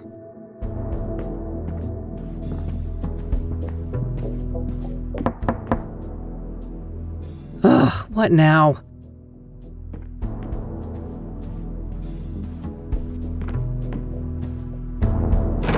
Hey, how about that drink? Beautiful. Jesus, Josh, buddy, it's late. Maybe another time, all right? You know what I fucking think? Nope, but I have a feeling you're gonna tell me. There's never gonna be a fucking another time, is there? You'll just keep squeezing whatever you can out of people. It's what you do. Let's talk about this when you're sober. You need a bed, Josh, not more drinks. Why? You got one, yours available? It's the least you could do, seeing as what your little fucking stunt cost me. What are you babbling on about? The fingerprint thing? Yeah, they suspended me. Why do you think I'm shit-faced like this? I aced up my ass, and those bastards want to make an example out of me. I could lose my job. Shit, that sucks. But I didn't force you to do anything, did I? That's so... so easy for you to say. You knew I still got a thing for you. You knew you could use me. Like you use everyone. You've known me since high school, Josh. I've always been a bitch. Miss a fucking memo? I guess it seemed like you changed. I don't know why. People never change, Josh. They just get better at hiding their inner asshole. Go home before I call some actual cops. Christ almighty, what a train wreck. Time to get our asses to bed, Mildred.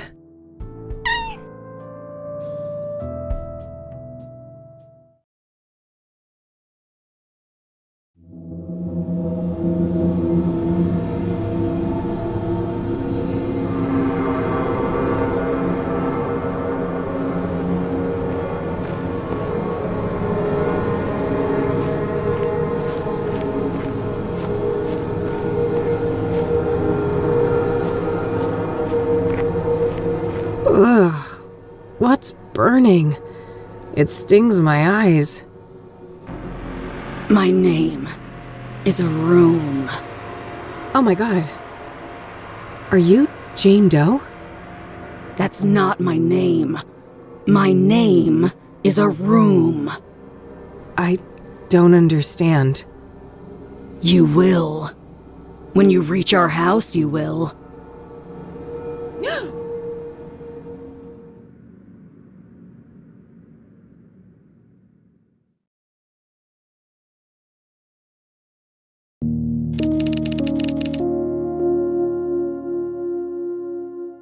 All right, time to track down Corey Finnegan.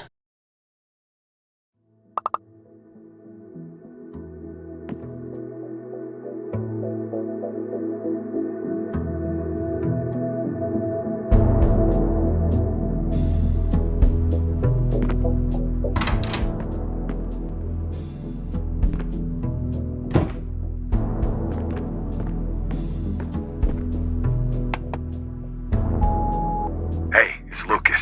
I just heard back from an informant of mine. And apparently our boy FaZe was sighted downtown this morning. You know, near the pawn shop. All right, kid. We're even. Perfect. I gotta head there right away. Maybe the guy's still around.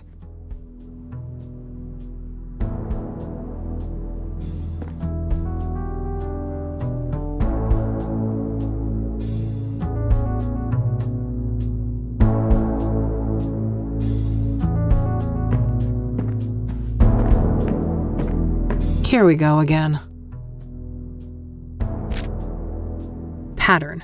Stab, fall, hang, burn. Mirrors are portals. Inception occurred in 1995. T. 1995? No, it can't be. Is this all connected to what happened in Conwell Springs?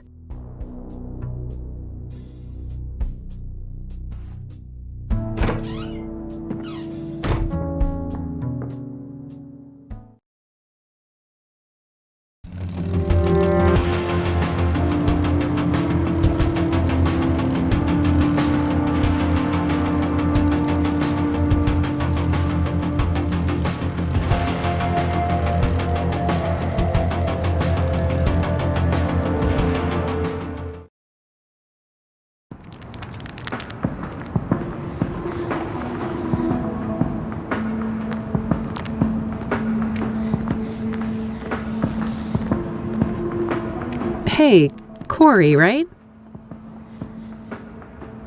Only Ma calls me that. It's Faye's, homegirl. Sure thing, Faye's homegirl. You one of those sassy-ass chicks, huh? I've been known to mouth off on occasion. But wait a minute, you look familiar. Huh? What are you on about? The Fays ain't ever seen you before. Yeah, you're that raving lunatic I electrocuted up on Constance Hill.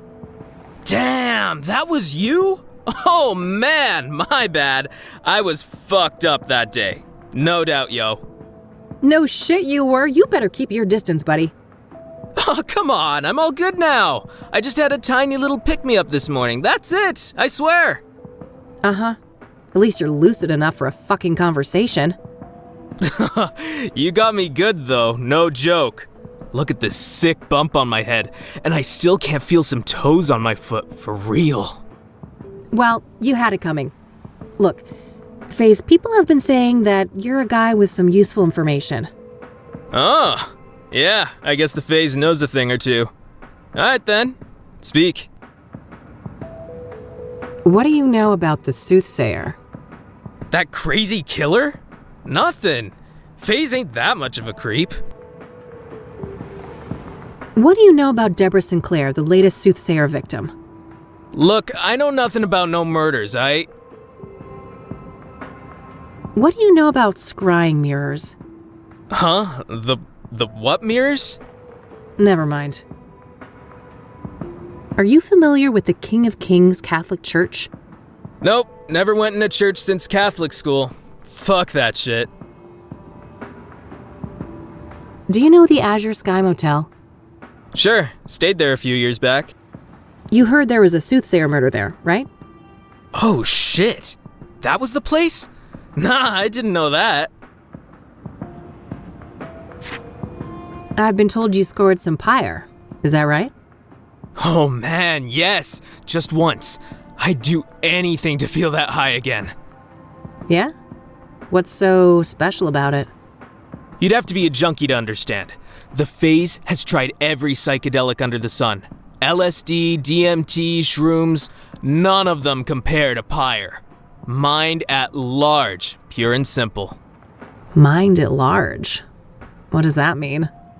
That we have like a filter in our brains, keeping us from seeing what's really out there. Drugs like pyre numb that filter, allowing us to see alternate realities, astral realms, all kinds of wild shit, yo. Interesting. And what did pyre make you see? Man, most of it can't be described with words. One thing is burned into my mind, though. The eye. The eye of the universe staring back at me. I never believed in a god before, but now I ain't so sure. How did you get pyre in the first place? It seems hard to come by. The pyre dealers came to me. Makes sense, I've been a steady dope fiend for 15-something years now. Guess they went with the tried and true, huh? Right. I've also heard rumors about some kind of interview. Is there any truth to that? Oh yeah, those fuckers asked all sorts of questions. About my childhood, dramas, and whatnot.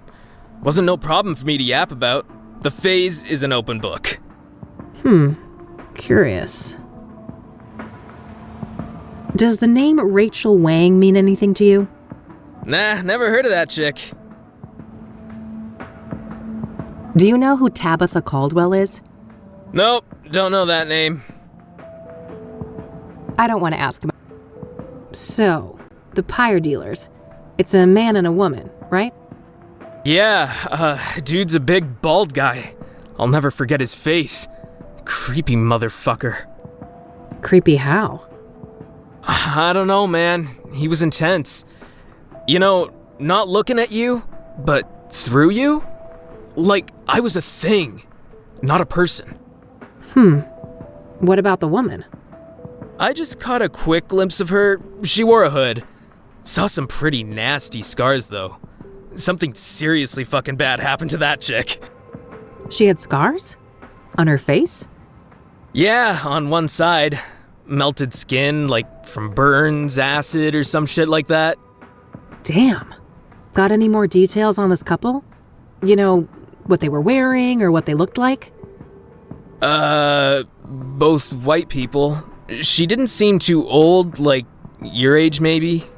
Dressed in all black. I guess she wasn't too girly, you know? What's the word for it when you're in between? Androgynous? Yeah, androgynous. That's what she was. Got it. And what about the man? In his 40s or so. Bald head, big black eyebrows, brown eyes, and like I said, intense fucking energy. Major big bad wolf vibes coming off that dude. All right. Thanks.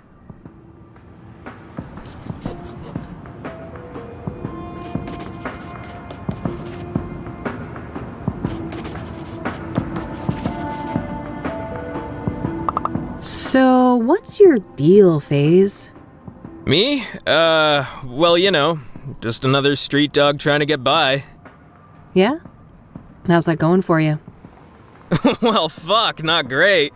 But I mean, could be worse. At least it's summer soon. I see. Have you been making graffiti long?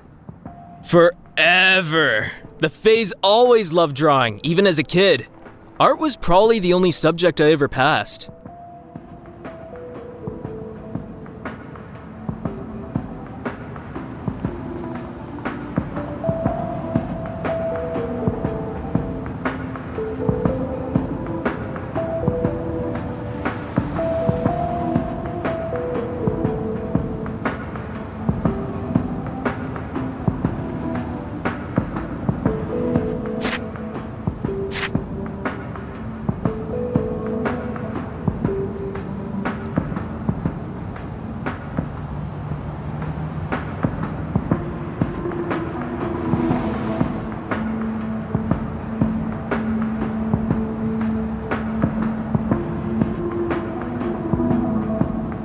I'll let you get back to... Peace out. Hey. Yo, what? That's an interesting graffiti you've got there. Badass, isn't it? It's my tribute to Pyre, the best hit I ever had. The eye. That's what you saw? Yeah, the eye of the universe staring back at me.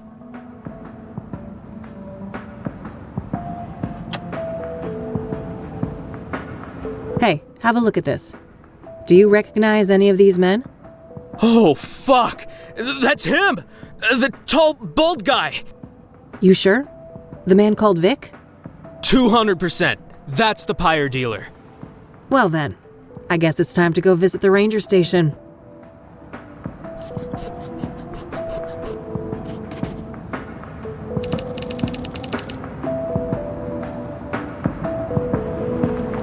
I'll let you get back to your tag. Peace out. All right, I think that's everything he knows.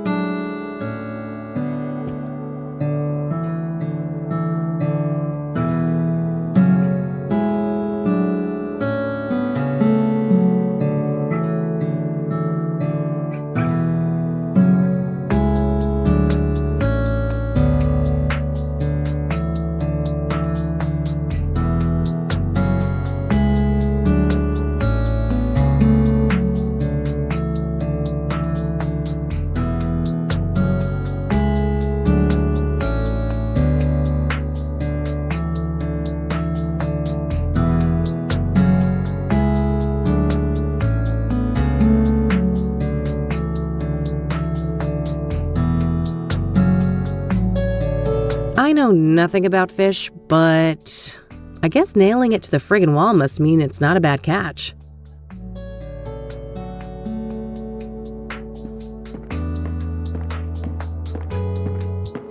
Hello there, and welcome to the Bear Creek Ranger Station. Why aren't you chipper? Cassie, I have a few questions if you don't mind. Don't mind at all. Happy to help. What do you know about the Soothsayer? Horrific stuff, but I don't know much about the murder that happened here on park grounds. Only senior rangers dealt with that. So, Deborah Sinclair. Must have been quite a shock, huh? Yeah, it was horrible. Everyone around here loved Debbie. Did you know her personally?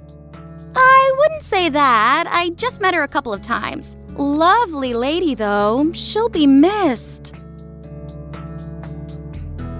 What do you know about Jane Doe, the fourth Soothsayer victim? Nothing much, sorry. Besides Debbie, I'm not in the loop on the Soothsayer victims. What do you know about scrying mirrors? Well, they're part of the Soothsayer's MO, right? I haven't come across one in my private life, though. Are you familiar with the King of Kings Catholic Church? Nope, I haven't heard of that one. Do you know the Azure Sky Motel? Haven't heard of it, sorry. Do you know what pyre is? You mean like a fire? No, this is an illegal drug. Oh, I must have missed the memo on that one. Does the name Rachel Wang mean anything to you? Nope, sorry. Do you know who Tabitha Caldwell is? No, I don't think so.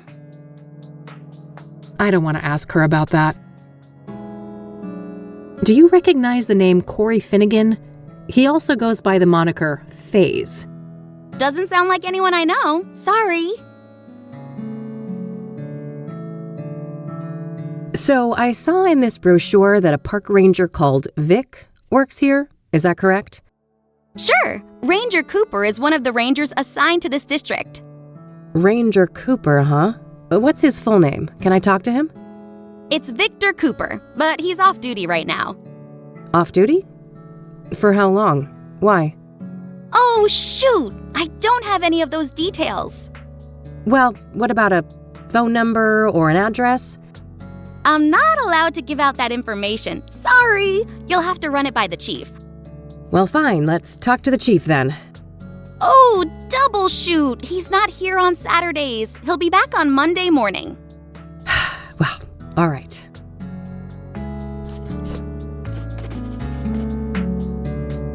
There's this drug dealer I'm pursuing. A woman my age with some kind of facial scars. Oh, I can't help you there. I haven't seen a person like that. That's all I need. You're more than... Since I have a better description of both drug dealers now, it's probably worthwhile to return to some of the earlier witnesses.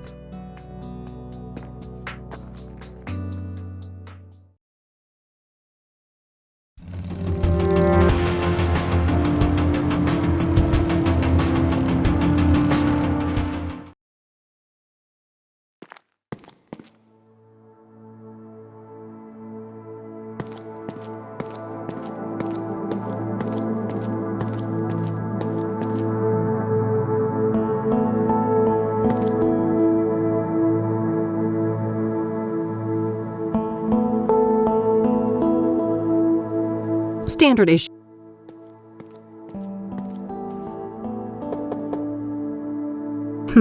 No answer.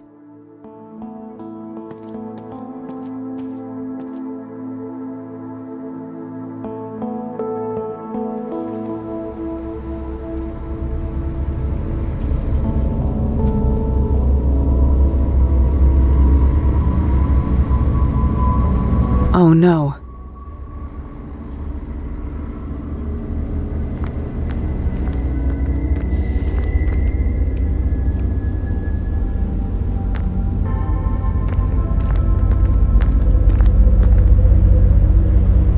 Hey there, Rachel. Oh, it's you. I wonder what went through his mind as he fell. Was he confused?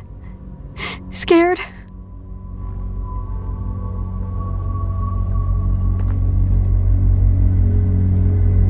Probably.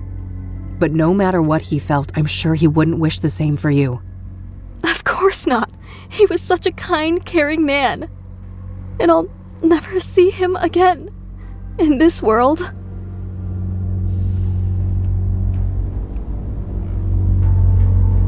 Why do you think you'll see Eric in the afterlife? Because we're supposed to be together. I know it in my heart.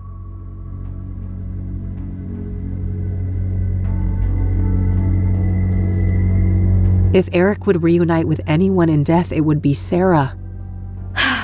He did love her. He talked about her all the time. Yes. Think about it. What started Eric's spiral of destruction?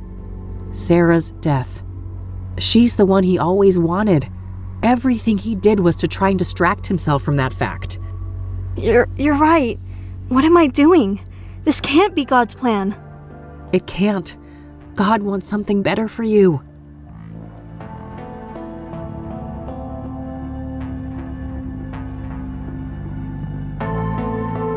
I can't believe I came so close to doing that. You didn't go through with it, and that's what matters. You need to promise you'll get some help, though. I will. Promise. I suppose you had some questions for me, though, since you came back here. Oh, I guess I did. I almost forgot, given everything that just happened. Okay. What did you want to know?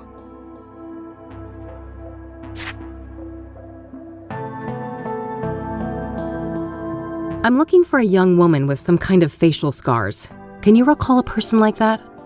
Oh, yeah. Her.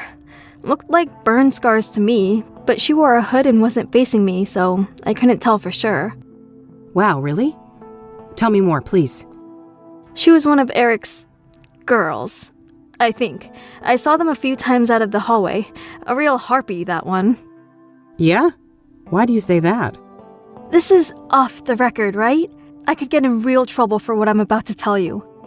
Of course, you have my word.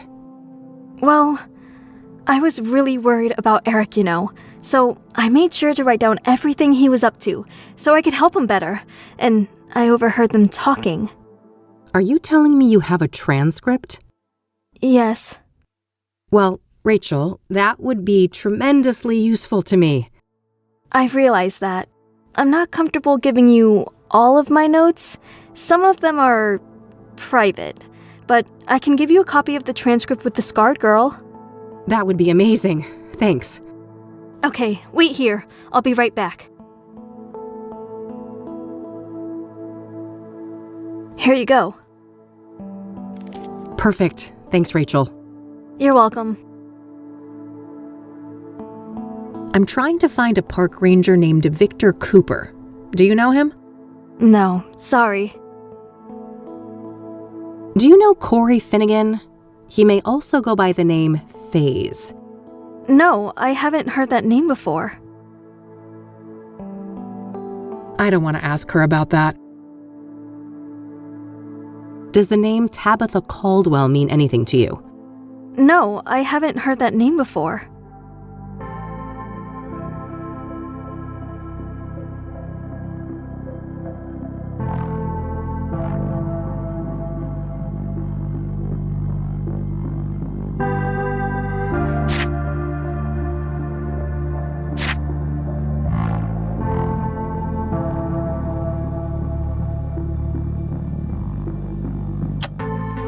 Thanks again for this. You're welcome. All right. I will. I think I'd like to be left alone now. I'll go call my pastor. All right. Take care, Rachel, and, God bless you. You too, Eileen. Actually, it's... Never mind. Bye.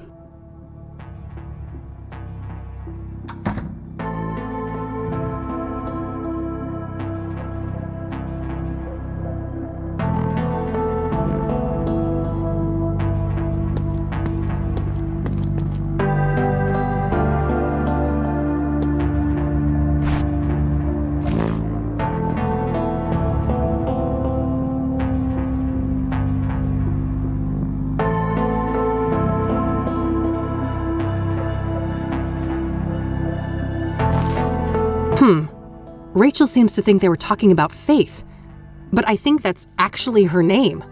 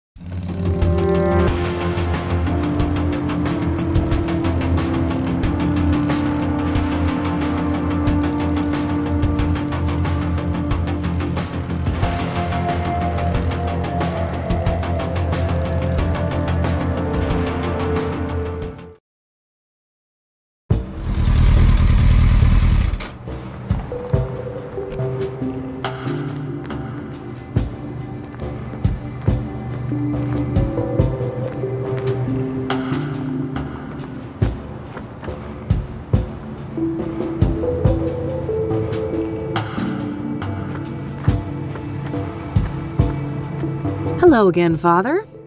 Welcome back, my child. What can I help you with?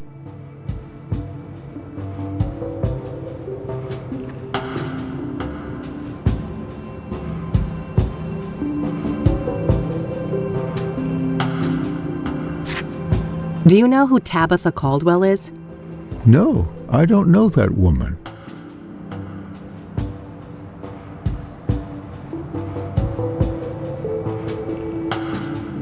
I don't want to ask him about that. Do you recognize the name Corey Finnegan? He also goes by the moniker FaZe. That name doesn't sound familiar to me. I'm trying to find a park ranger named Victor Cooper. Do you know him? No, I don't know that person. So, I'm looking for a young drug dealer, a woman with facial scars. I believe her name is Faith. Ring a bell? I happen to recall a person like that. A homeless woman whom Ben was helping get back on her feet. Wow, really? Yes, about your age. No drug dealer to my knowledge, but she had some sort of scars on the side of her face, yes. Amazing. Is there anything else you can remember about her? I'm afraid not. My memory has seen better days, and this was years ago. Well, is there any more information about her somewhere? Maybe in Ben's records, if he had any. Give me a moment. I'll go look at the files. Yes, there was a Faith Cyrene. An apartment was arranged for her at 12 Onyx Row in 1996. No phone number listed. That's tremendously helpful. Thanks. You're quite welcome. I sincerely hope she provides the answers you're looking for.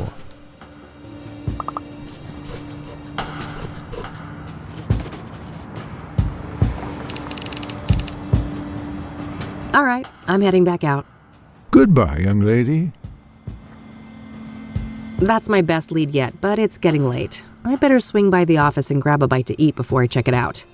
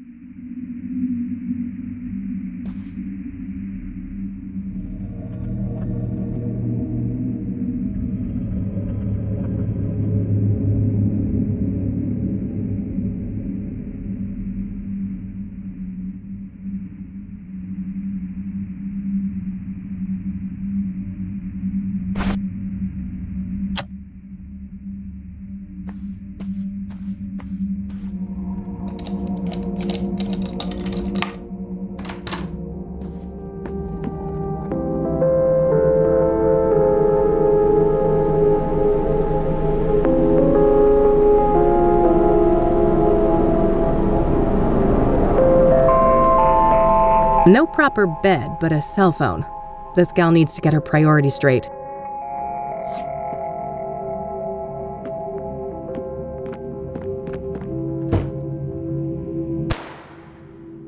Fuck. That came from the roof.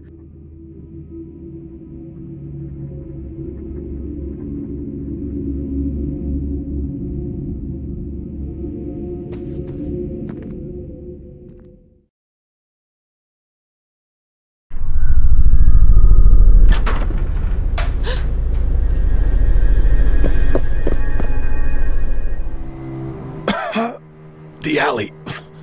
Watch out. It's fine. She's just trying to get away. We need to get you to a doctor. Too late. I won't.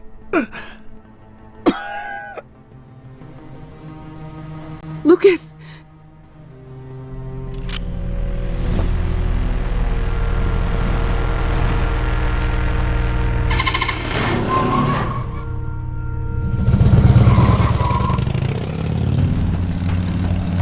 No. You're not gonna get away with this. I'm gonna catch you, and I'm gonna kill you.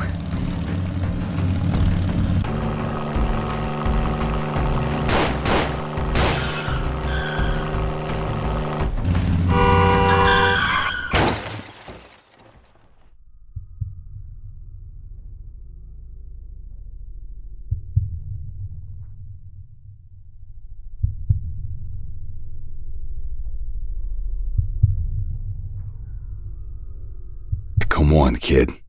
Time to get back up. Lucas? Who else? Your mother? Wait, you didn't bleed out? Passed out from the pain. Didn't bother to check my pulse, did you? That doesn't... I'm dead, aren't I? Ha! Yeah, I see how that could make sense.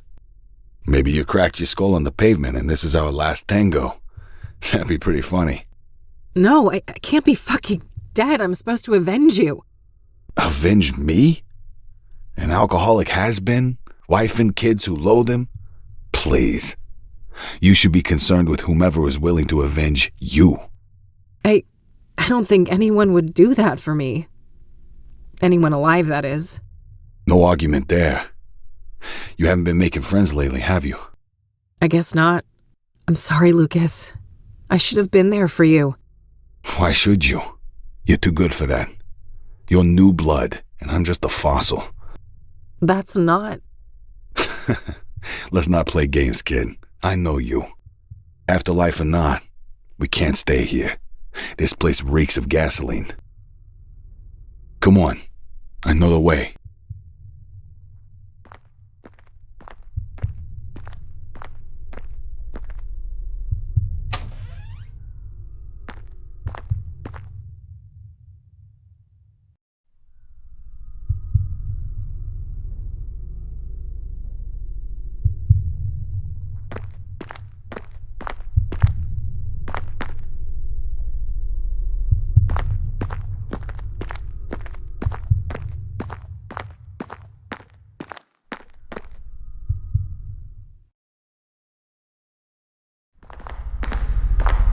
Hey!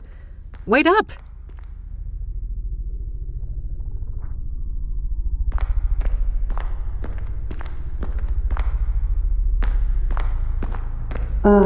What's going on, Lucas?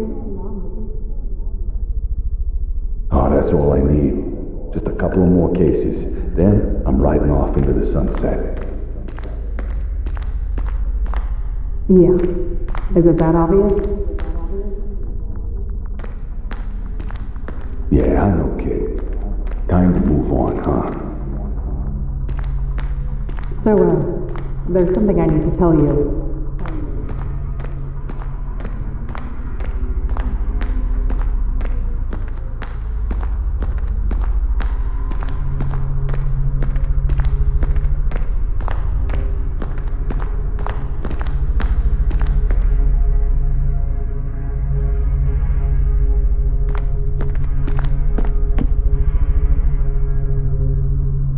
Lucas? Here's Kathy Rain! What the hell is this? Who said that? Now, who's got something to say to the one and only badass bitch herself? I'm tired of being manipulated, Kathy. You've always got some hidden agenda. I've been nothing but a good friend to you, and there's only so much I can take. We were great together at Rain Investigations, and then you had to ruin it all by blaming me when things started to go downhill. That was so unfair, and it really hurt me. Will you ever change?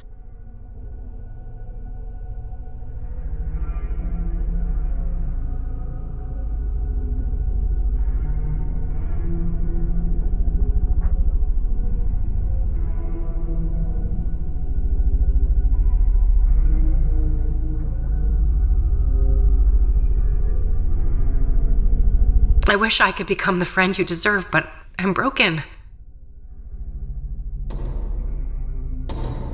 When we were young, you used me and threw me away. That really fucked me up. And now you're doing it again.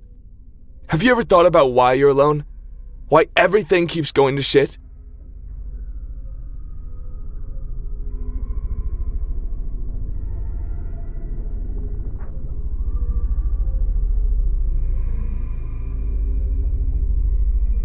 People like me are just meant to be alone. I'm damaged goods. It's better if you all stay away.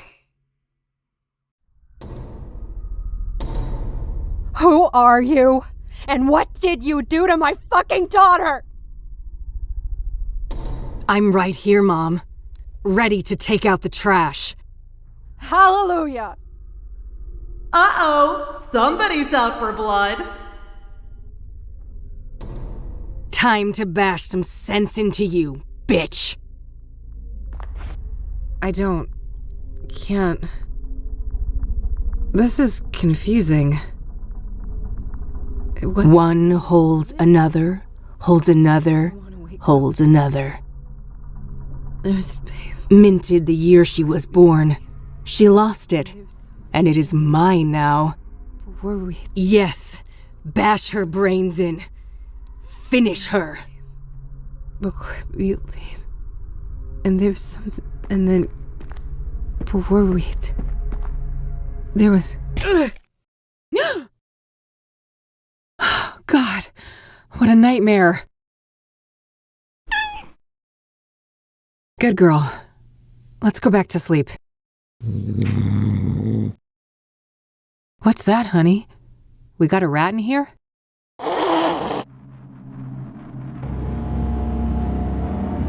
I am in you now. I know your flesh and your fiery heart. A heart that yearns to be crushed before the immolation takes hold and nothing remains. This isn't real. I destroyed you. I destroyed the place you came from. There is no death. Only change. I am the limb of man, but you may call me Mr. Burgundy.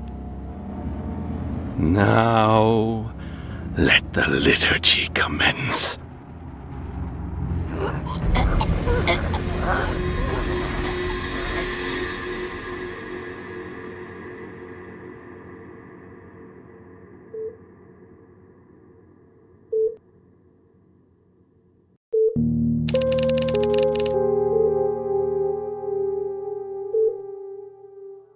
It was him, yet it wasn't. He realized that he had to be the one to pass through the threshold. He had to be the one to take responsibility. Ugh. Kathy?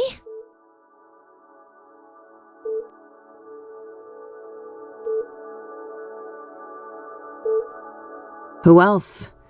Do you know many blue-haired comatose girls? Thank God. Are you okay? Just peachy. How long was I out? 4 days. Fuck. What about... Mildred's okay. Don't worry. That's a relief. The bike then? It was pretty beat up, but Dad fixed it. It's standing out in the parking lot. But he hates me. Why'd he do that? I'd be the first to admit that you're not his favorite person, but he happens to love this gal. And I'll tell you, she pouted real bad at him. You didn't have to do that, E. You're right. I didn't. But I wanted to. Sometimes people care. Everything doesn't always have to be some cynical tit for tat. I guess not. So, I heard about Lucas. Don't remind me. He wanted to be a team and I turned him down. If I'd had his back that night, maybe he'd still be alive. Or you'd both be dead. You know better than to blame yourself like this, Kathy. Maybe so, but it doesn't matter. It's over. I'm finished. This medical bill will be the final nail in my coffin. What's up with the defeatist attitude, Detective? That's not how we usually solve a case, is it? You don't really want to help, E. You're just feeling guilty because I got myself hurt. No, that has nothing to do with it. The Soothsayer killed Lucas. He was my friend too. Are we really going to let this monster get away with what they did to him? What's this? Dusting off the good old eye for an eye, are you, E? No! This is about doing the right thing. The Soothsayer has to be stopped. Despite our faults, we've always made a great team. And it's time for us to step up. For Lucas. What do you say? Well, I say we better get some heavy painkillers or we won't get far. I feel like I've been through a grinder. That's the spirit. Hey, doctor! We've got a girl here in need of some heavy drugs. Stat. That's the last thing I thought I'd ever hear come out of your mouth. I'll go grab some lunch while you guys talk, okay? Sure. See you in a bitty. All right. Lay it on me, Doc. How bad is it? You've suffered 2 rib fractures and some cuts and bruises, but your most serious condition is what's called a subdural hematoma, a buildup of blood on the surface of the brain. Oh, fuck. That sounds serious. It is. Most cases are treated with cranial surgery to drain the blood and alleviate the pressure. However, your hematoma is relatively small, and its location makes surgery a greater risk, so we chose a more conservative approach, managing it with medication and closely monitoring the results. All right. How has the condition progressed? We performed an MRI yesterday, and the good news is that the hematoma has shrunk in size. We believe it will heal on its own, but I would advise that you remain here under observation for at least 2 weeks. That won't fly, Doc. Money is an issue. Can I check myself out and continue the treatment on my own? Technically, yes. We can prescribe some corticosteroid pills to help manage the symptoms. I wouldn't recommend this course of action, though. You'd have to sign an AMA form. Against medical advice, yeah. I'm aware of how that works. What risks should I know about? Well, physical exertion and additional head trauma may exacerbate the injury, resulting in severe headaches, confusion, and loss of consciousness. If you're unlucky, it may even be fatal. Well, damn. Guess I better take it easy. What about this neck brace thing? Oh, that's just standard procedure in cases like this. Those x-rays came back clean, so you can safely remove it. All right, good. Let's get that form then, Doc. Very well. Oh, and before I forget, there was a young police officer here looking for you. He said he knew you? Sounds like Josh. Thanks for the heads up. All right, all dolled up and ready to go.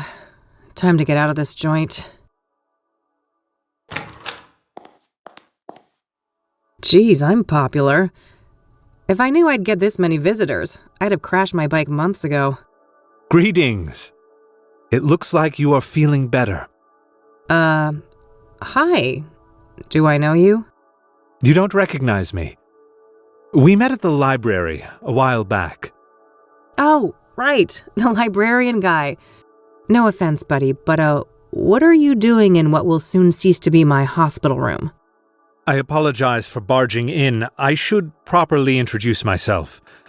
I am Tom Ward, but you may know me as T. Oh, you're the guy. You left me all those notes. Yes. For reasons I cannot explain, I felt that a subtle approach was safer for both of us.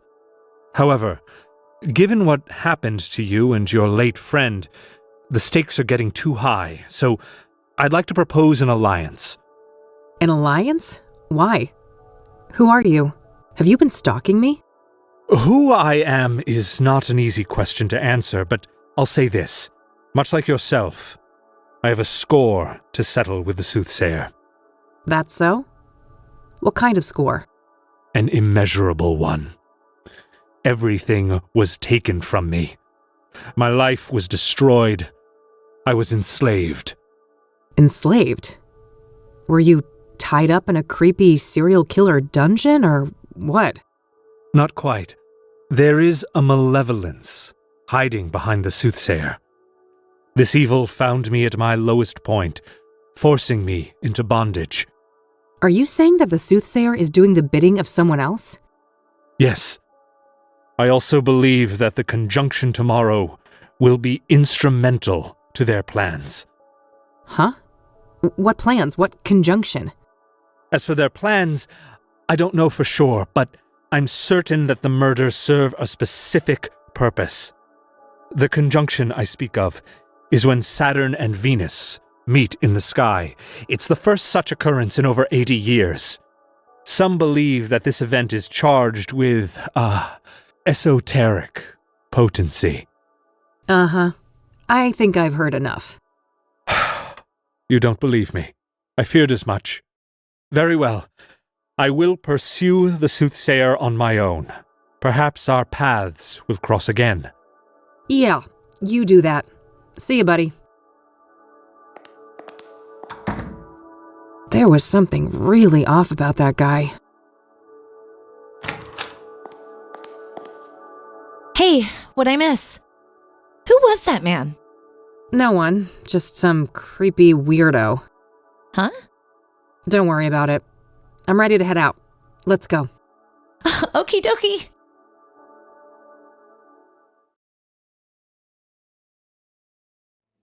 So, yeah, that about sums it up.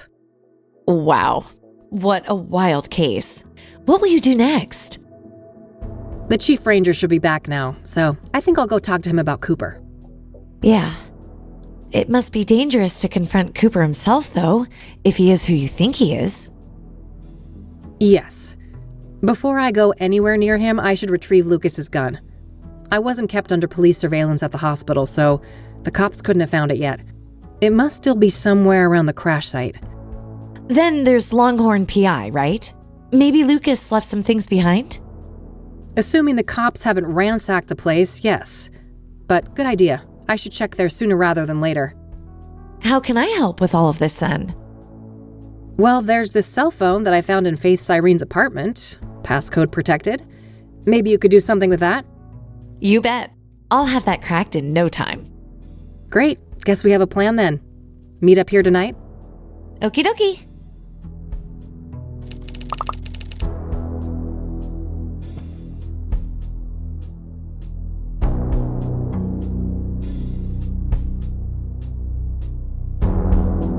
Can I talk to you for a sec? Sure. What's up? What's your take on the Soothsayer? They're sick, whoever they are. I don't want to understand them. I just want to stop them from hurting any more people.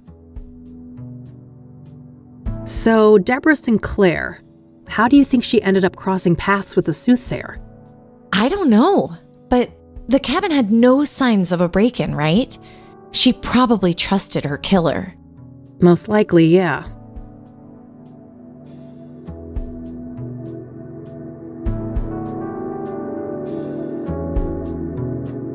What do you think about Jane Doe, the burned woman? Oh, what an agonizing death. It makes me wonder if the Soothsayer had some kind of personal vendetta against her. It's possible. The other murders were relatively quick and clean in comparison, weren't they? Yeah, quite a risk too, right? Doing it in a public place and everything? Good point. Seems like an escalation. But then again, most serial killers grow bolder with each kill, don't they? I guess so. In any case, learning Jane Doe's real identity should be key. Agreed.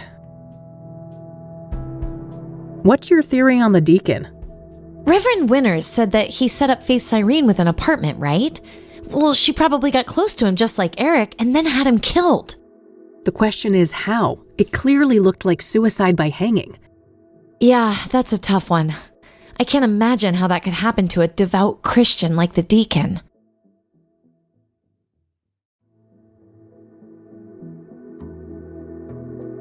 What do you think happened to Eric Holloway? From what we learned from Rachel, Faith Cyrene had her claws in him, didn't she? Yeah. Eric was murdered on a roof too, just like Lucas. Everything points to Faith as the culprit. Any thoughts on the first victim, Rose Taylor? Not sure, but that affair that she had with an Angstrom patient sounds suspicious, right? Yeah, it wouldn't be surprising if this lover of hers was involved in her death. What's your take on Rachel Wang, Eric's neighbor? From what I know about her, she seems like a really troubled person. I hope she can get the help she needs. How do you think Tabitha Caldwell fits into the case? Hard to say, but everything we have on her is circumstantial, right? So she could easily be innocent in all of this. I guess so, yeah. What are your thoughts on the Engstrom patient that Rose had a relationship with? Well, I'd say it's an odd coincidence if it has nothing to do with her murder. Agreed. Let's hope we can get to the bottom of who this mystery patient is soon. What's your opinion on that Phase guy? Well, drug addicts aren't the most reliable witnesses, are they? We should probably take some of the things he told you with a grain of salt. Yeah, that might be for the best. What do you think about Victor Cooper? Well, from what you told me, he sounds like a dangerous person. We have to be careful if we decide to go after him. What are your thoughts on Faith Cyrene? Well, she must be a ruthless woman, butchering Lucas like that. I'm guessing it wasn't her first kill. She knew several of the murder victims. And even if she didn't take them out personally, she's gotta be a major accessory. Probably, yeah. I wonder who's in charge, though. Is Faith Cyrene calling the shots, or is it the ranger guy? Good question. It could even be someone else entirely. I don't think we know enough to say for sure. All right, that's all. Okie dokie.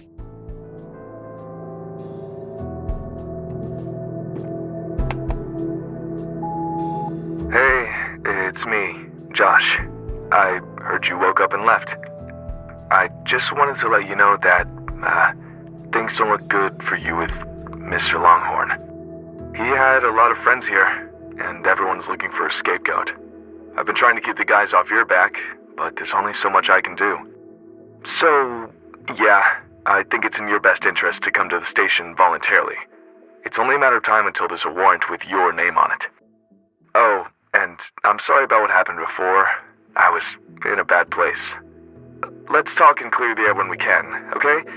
Bye. That doesn't sound good. Nope. We'll have to crank up the pace. No time to get derailed by the cops. But wait, don't we have to work with the police to stop the killer? Eventually, yes, but I know the cops in this town. The only way we'll get those boneheads on our side is if we give them the Soothsayer on a silver platter. There can't be a shred of doubt. And after everything that went down with Lucas, the odds aren't in our favor. I suppose so. We better stick with the case then.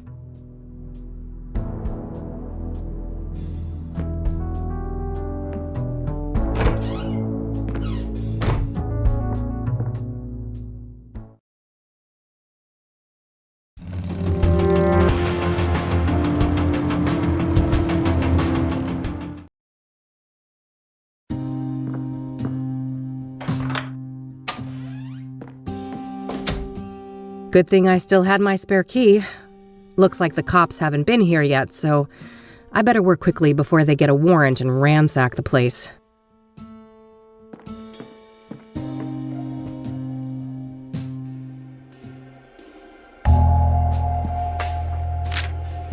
All right, so this is what Lucas was up to this month. Hopefully I can find some useful clues in here.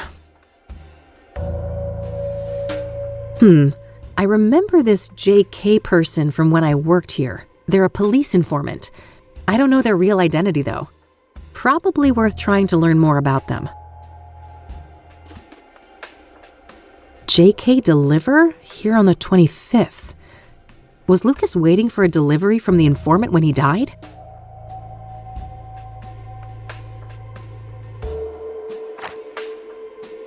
Lucas's address book. I can cross-reference it with my notes.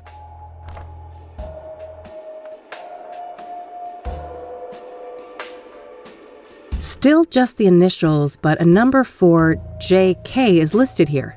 I should give them a call.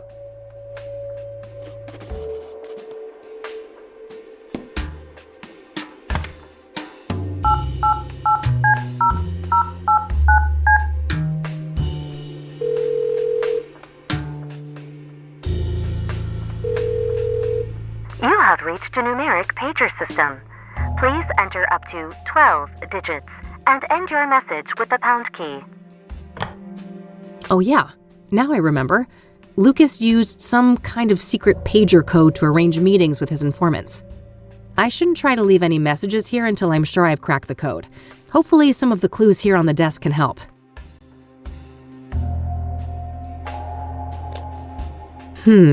Looks like Lucas received a few messages on this pager recently. I believe this model can only display numbers.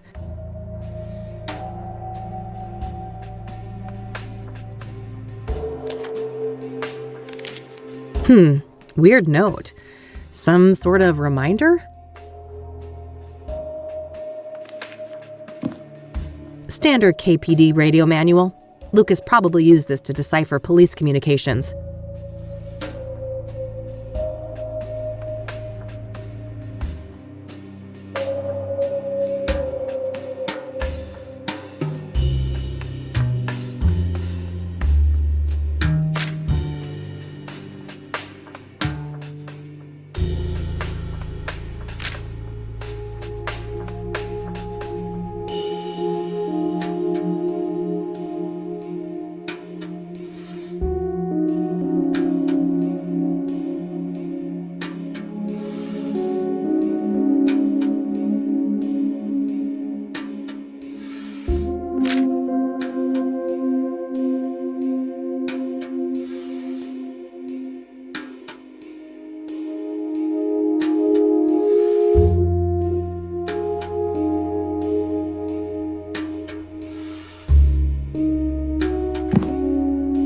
All right, I think that's everything. I'll gather up all the clues and see if I can make any sense of them. All right, so I know that Lucas used some sort of pager code to set up meetings with his informants, including JK. My objective should be to crack the code and then send a message to JK, posing as Lucas. All of the coded messages seem to begin with 1011. I should start by figuring out what those numbers mean.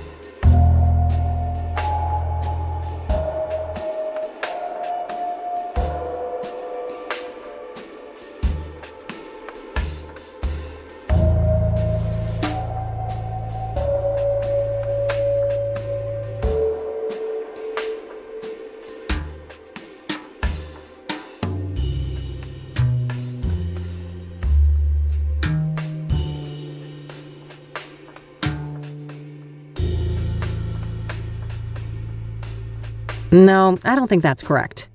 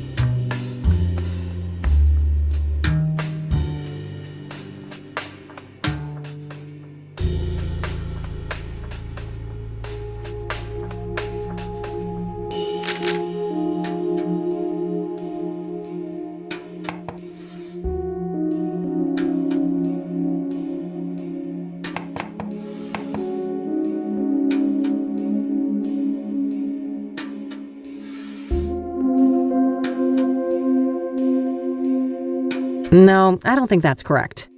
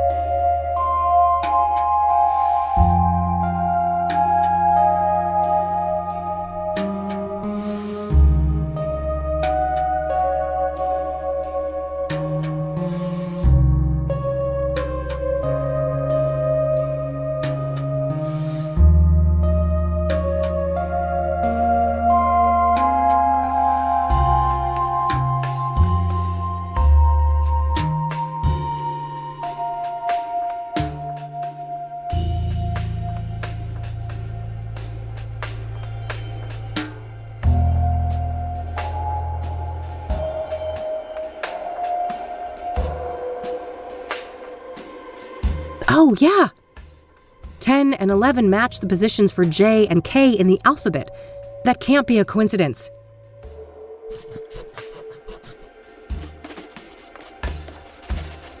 The same letter mapping doesn't seem to be applicable to the rest of the messages, though. The second part must be encoded differently then. First, there's a simple initial prefix to determine the sender, and then some other representation of the message itself. I should try to craft a message for JK now, requesting a meeting in person.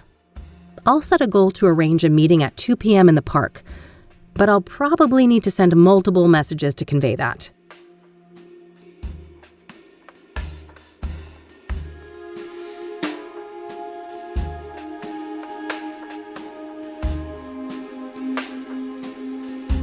Yes, 1025 should convey that I want to arrange a meeting in person.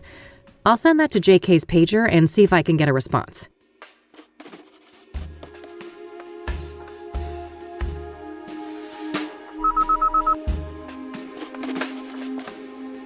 Got a response.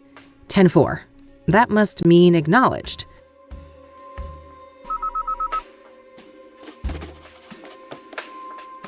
Another one. 10-20,000. Not sure what to make of that one, but I have a feeling that they want me to respond.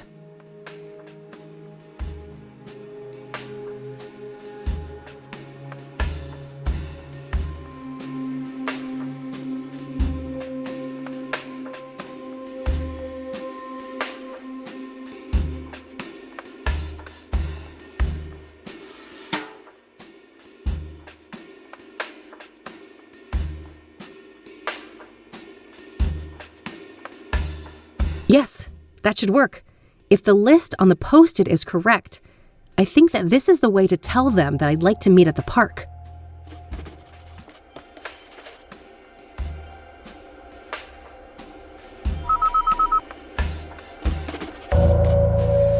Good. Another acknowledgement.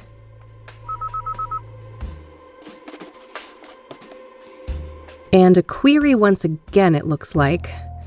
If we've settled on the park as a location, what's this now?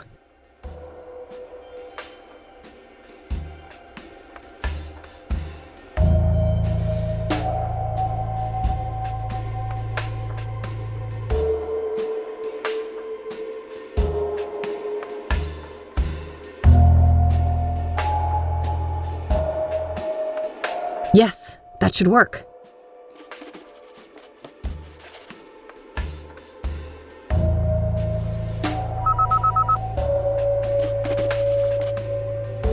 $10.76. IE en route. Perfect. I should head to the park and try to find JK.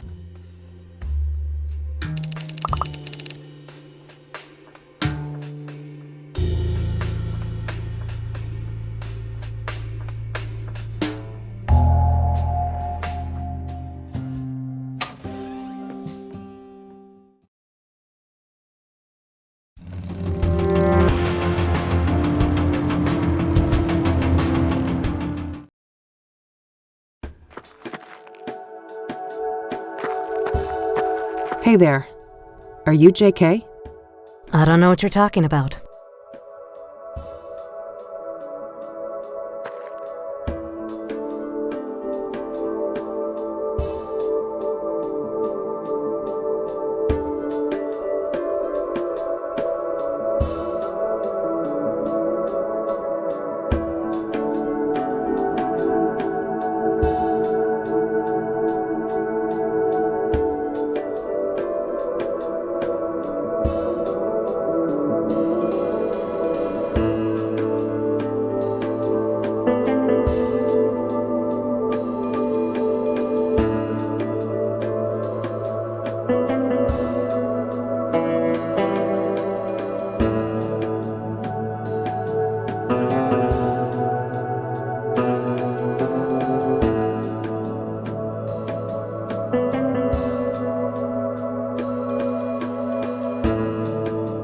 I tried that. I shouldn't bother her again unless I have a reason to think she's the person I'm looking for.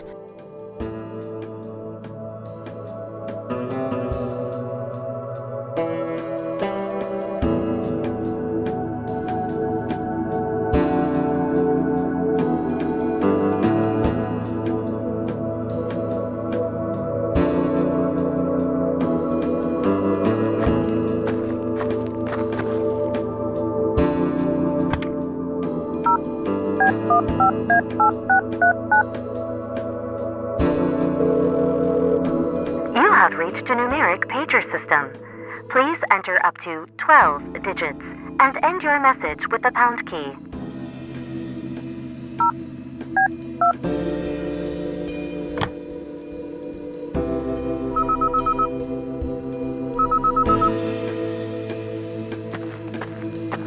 Let's cut the charade. I heard that thing beep in your pocket. You're JK. That's so. Who am I talking to? I'm Kathy. Lucas couldn't be here. He sent me on his behalf. No, he didn't. We both know he's dead. All right. I guess you caught me. Why'd you even come if you knew I wasn't him? Wouldn't you? Part of me wanted to believe the poor bastard faked his own death. I wish. I was there when he died. A suspect, killed him and I nearly caught her. She? It wasn't Andrea Hall, was it? No, at least, I don't think so. This woman used the name Faith Cyrene. Who is Andrea Hall? A senior at KCU. Lucas asked me to trace a motorcycle for him and... And what? No, damn it. I've already said too much. We shouldn't be discussing this. Look, the damage is done. You already gave me a name. If I wanted to rat you out to the chief or whatever, I could. Oh, honey, I'm not trying to protect myself. I'm looking out for you. Me? You don't even know me. Why do you care? Because Lucas did. He stood up for me when no one else would. I owe that man a great deal. If anything, he'd want me to solve the case and destroy that harpy for what she did to him. No, I don't think so. He loved you like a daughter. You know that, right? Fuck off. Don't tell me that. Don't you think I feel bad enough already? That's what grief is supposed to feel like, hon. You're in a bad way, and I won't help you get yourself killed. Now go on. Get out of here. This lady can go to hell. She doesn't know Lucas. She doesn't know shit.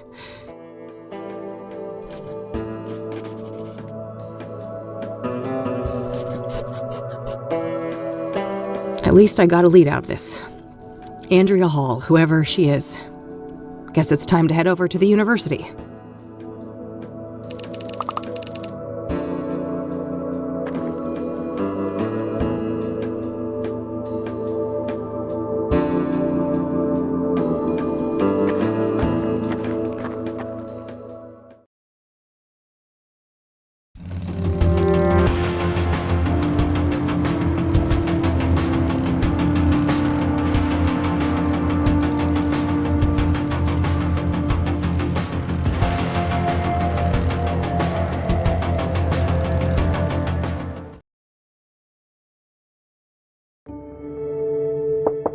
Come in. Yeah. Hey there. I'm looking for Andrea. Is this your idea of a joke? No? Why do you say that? You don't recognize me, do you? Oh, wait. You came to my office a couple weeks ago, didn't you? Uh-huh. I needed your help with my missing roommate. You can probably guess her name. Oh. Small world, eh? Better late than never. I still can't pay your greedy PI fees, though, so you might as well fuck off again. Sorry about that, but I'm running a business. Another case led me here. I'm not looking to get paid. I just need a few moments of your time, if that's okay. Figures. Well, fine. Come in then. Thanks. What's your name again? Rebecca Dawson. All right. I'm Kathy, but I guess you know that. I do. Let's talk. What do you know about the Soothsayer? Just what's been reported in the media. So far, I haven't read anything that would connect the case to Andrea, so I've tried not to obsess about it. What do you know about Deborah Sinclair? No more than what's in the papers. That goes for the other victims, too. What do you know about scrying mirrors? Hardly anything, beyond the obvious connection to the Soothsayer. Are you familiar with the King of Kings Catholic Church? Never heard of it. Do you know the Azure Sky Motel? No, I don't know that place. Have you ever heard of a drug called Pyre? No, I'm not a drug user. Does the name Rachel Wang mean anything to you?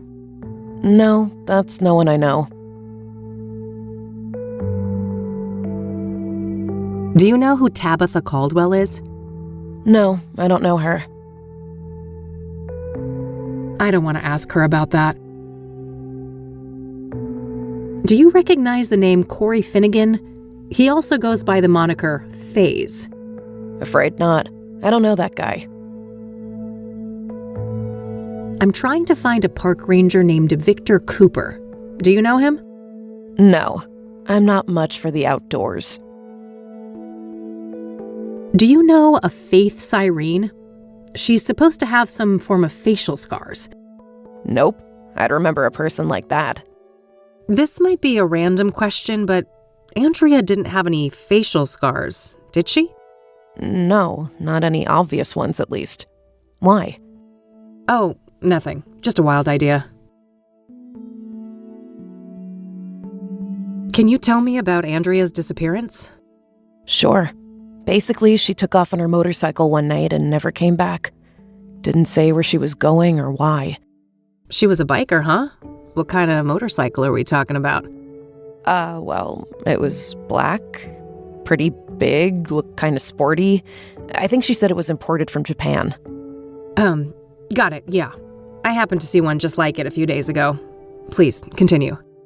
Yeah, so, at first, I wasn't worried about Andrea. Suddenly leaving for a day or two wasn't unusual for her. After a week, though, I felt that I had to file a missing persons report. Total waste of time, that was. I can relate. Cassidy cops aren't a reliable bunch.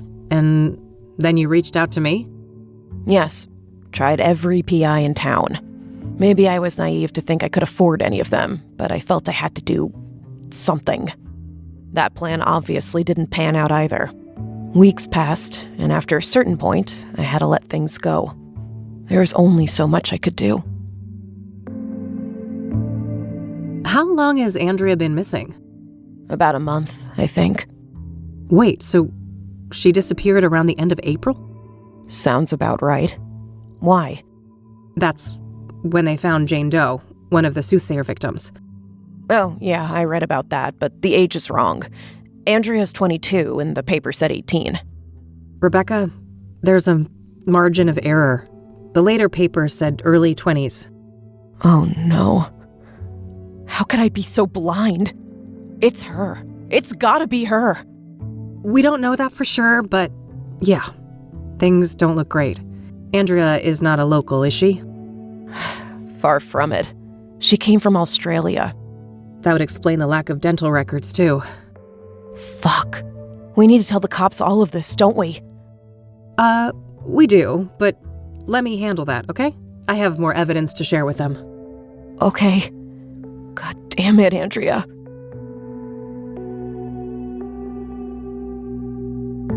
So Andrea has had a tendency to disappear from time to time? Yeah. She's been known to hang out in some sketchy circles. People who like to party hard, if you know what I mean. Ah, drugs were involved? Yes, all kinds. Who were those sketchy people then? Got any names? No, I didn't want anything to do with that crowd. What was Andrea like? She was brilliant. A born engineer, obsessed with technology, computers, and tinkering with all of her little gadgets. But she wasn't weird or awkward like so many smart people are, you know? She understood people. She could explain the most complicated things so anyone could understand. Sounds like a woman with a bright future ahead of her. I have a feeling it wasn't all sunshine and rainbows, though. No, she had a self-destructive side, too. I think she saw herself as a thing to push to the limit, just like her machines. Okay, can you elaborate? Well, she didn't care much for her health. It felt almost like she found it insulting to be limited by a human body, with all of its inconveniences. Experimenting with drugs was a part of that, I think. I see. So, Andrea had a drug problem, did she? She used drugs, yes. She wouldn't call it a problem, though. She'd say she was in full control, and that narcotics were tools like any other, or instruments to improve performance and expand the mind. And do you agree with that? For a superwoman like Andrea? Maybe. She seemed to have a handle on it. But I mean, she had a whole circle of junkie friends, and I have no idea what messed up things they were doing off campus. And you don't know anything about these junkie friends of hers? No. I tried to keep a healthy distance from those people. If you know so little about them, how do you know they were even junkies? Trust me. I grew up in Cassidy. I've seen meth heads on the street since kindergarten. Yeah, point taken. What happened when you found? Well, they didn't take. But I. No. If you know. Trust. Yeah. I know this is difficult, but we need to talk about the possibility of Jane Doe being Andrea. Such a horrible way to go. I wish I had anything useful to say about it. So nothing you know about the murder connects in any way to Andrea or her habits? I don't think so. Sure, she went to Constance Hill from time to time, but so does every other college kid, right? I guess so, yeah. So you're not aware of anyone in particular that she'd hang out with there? No one comes to mind. Sorry. That's all for now, thanks. Go ahead.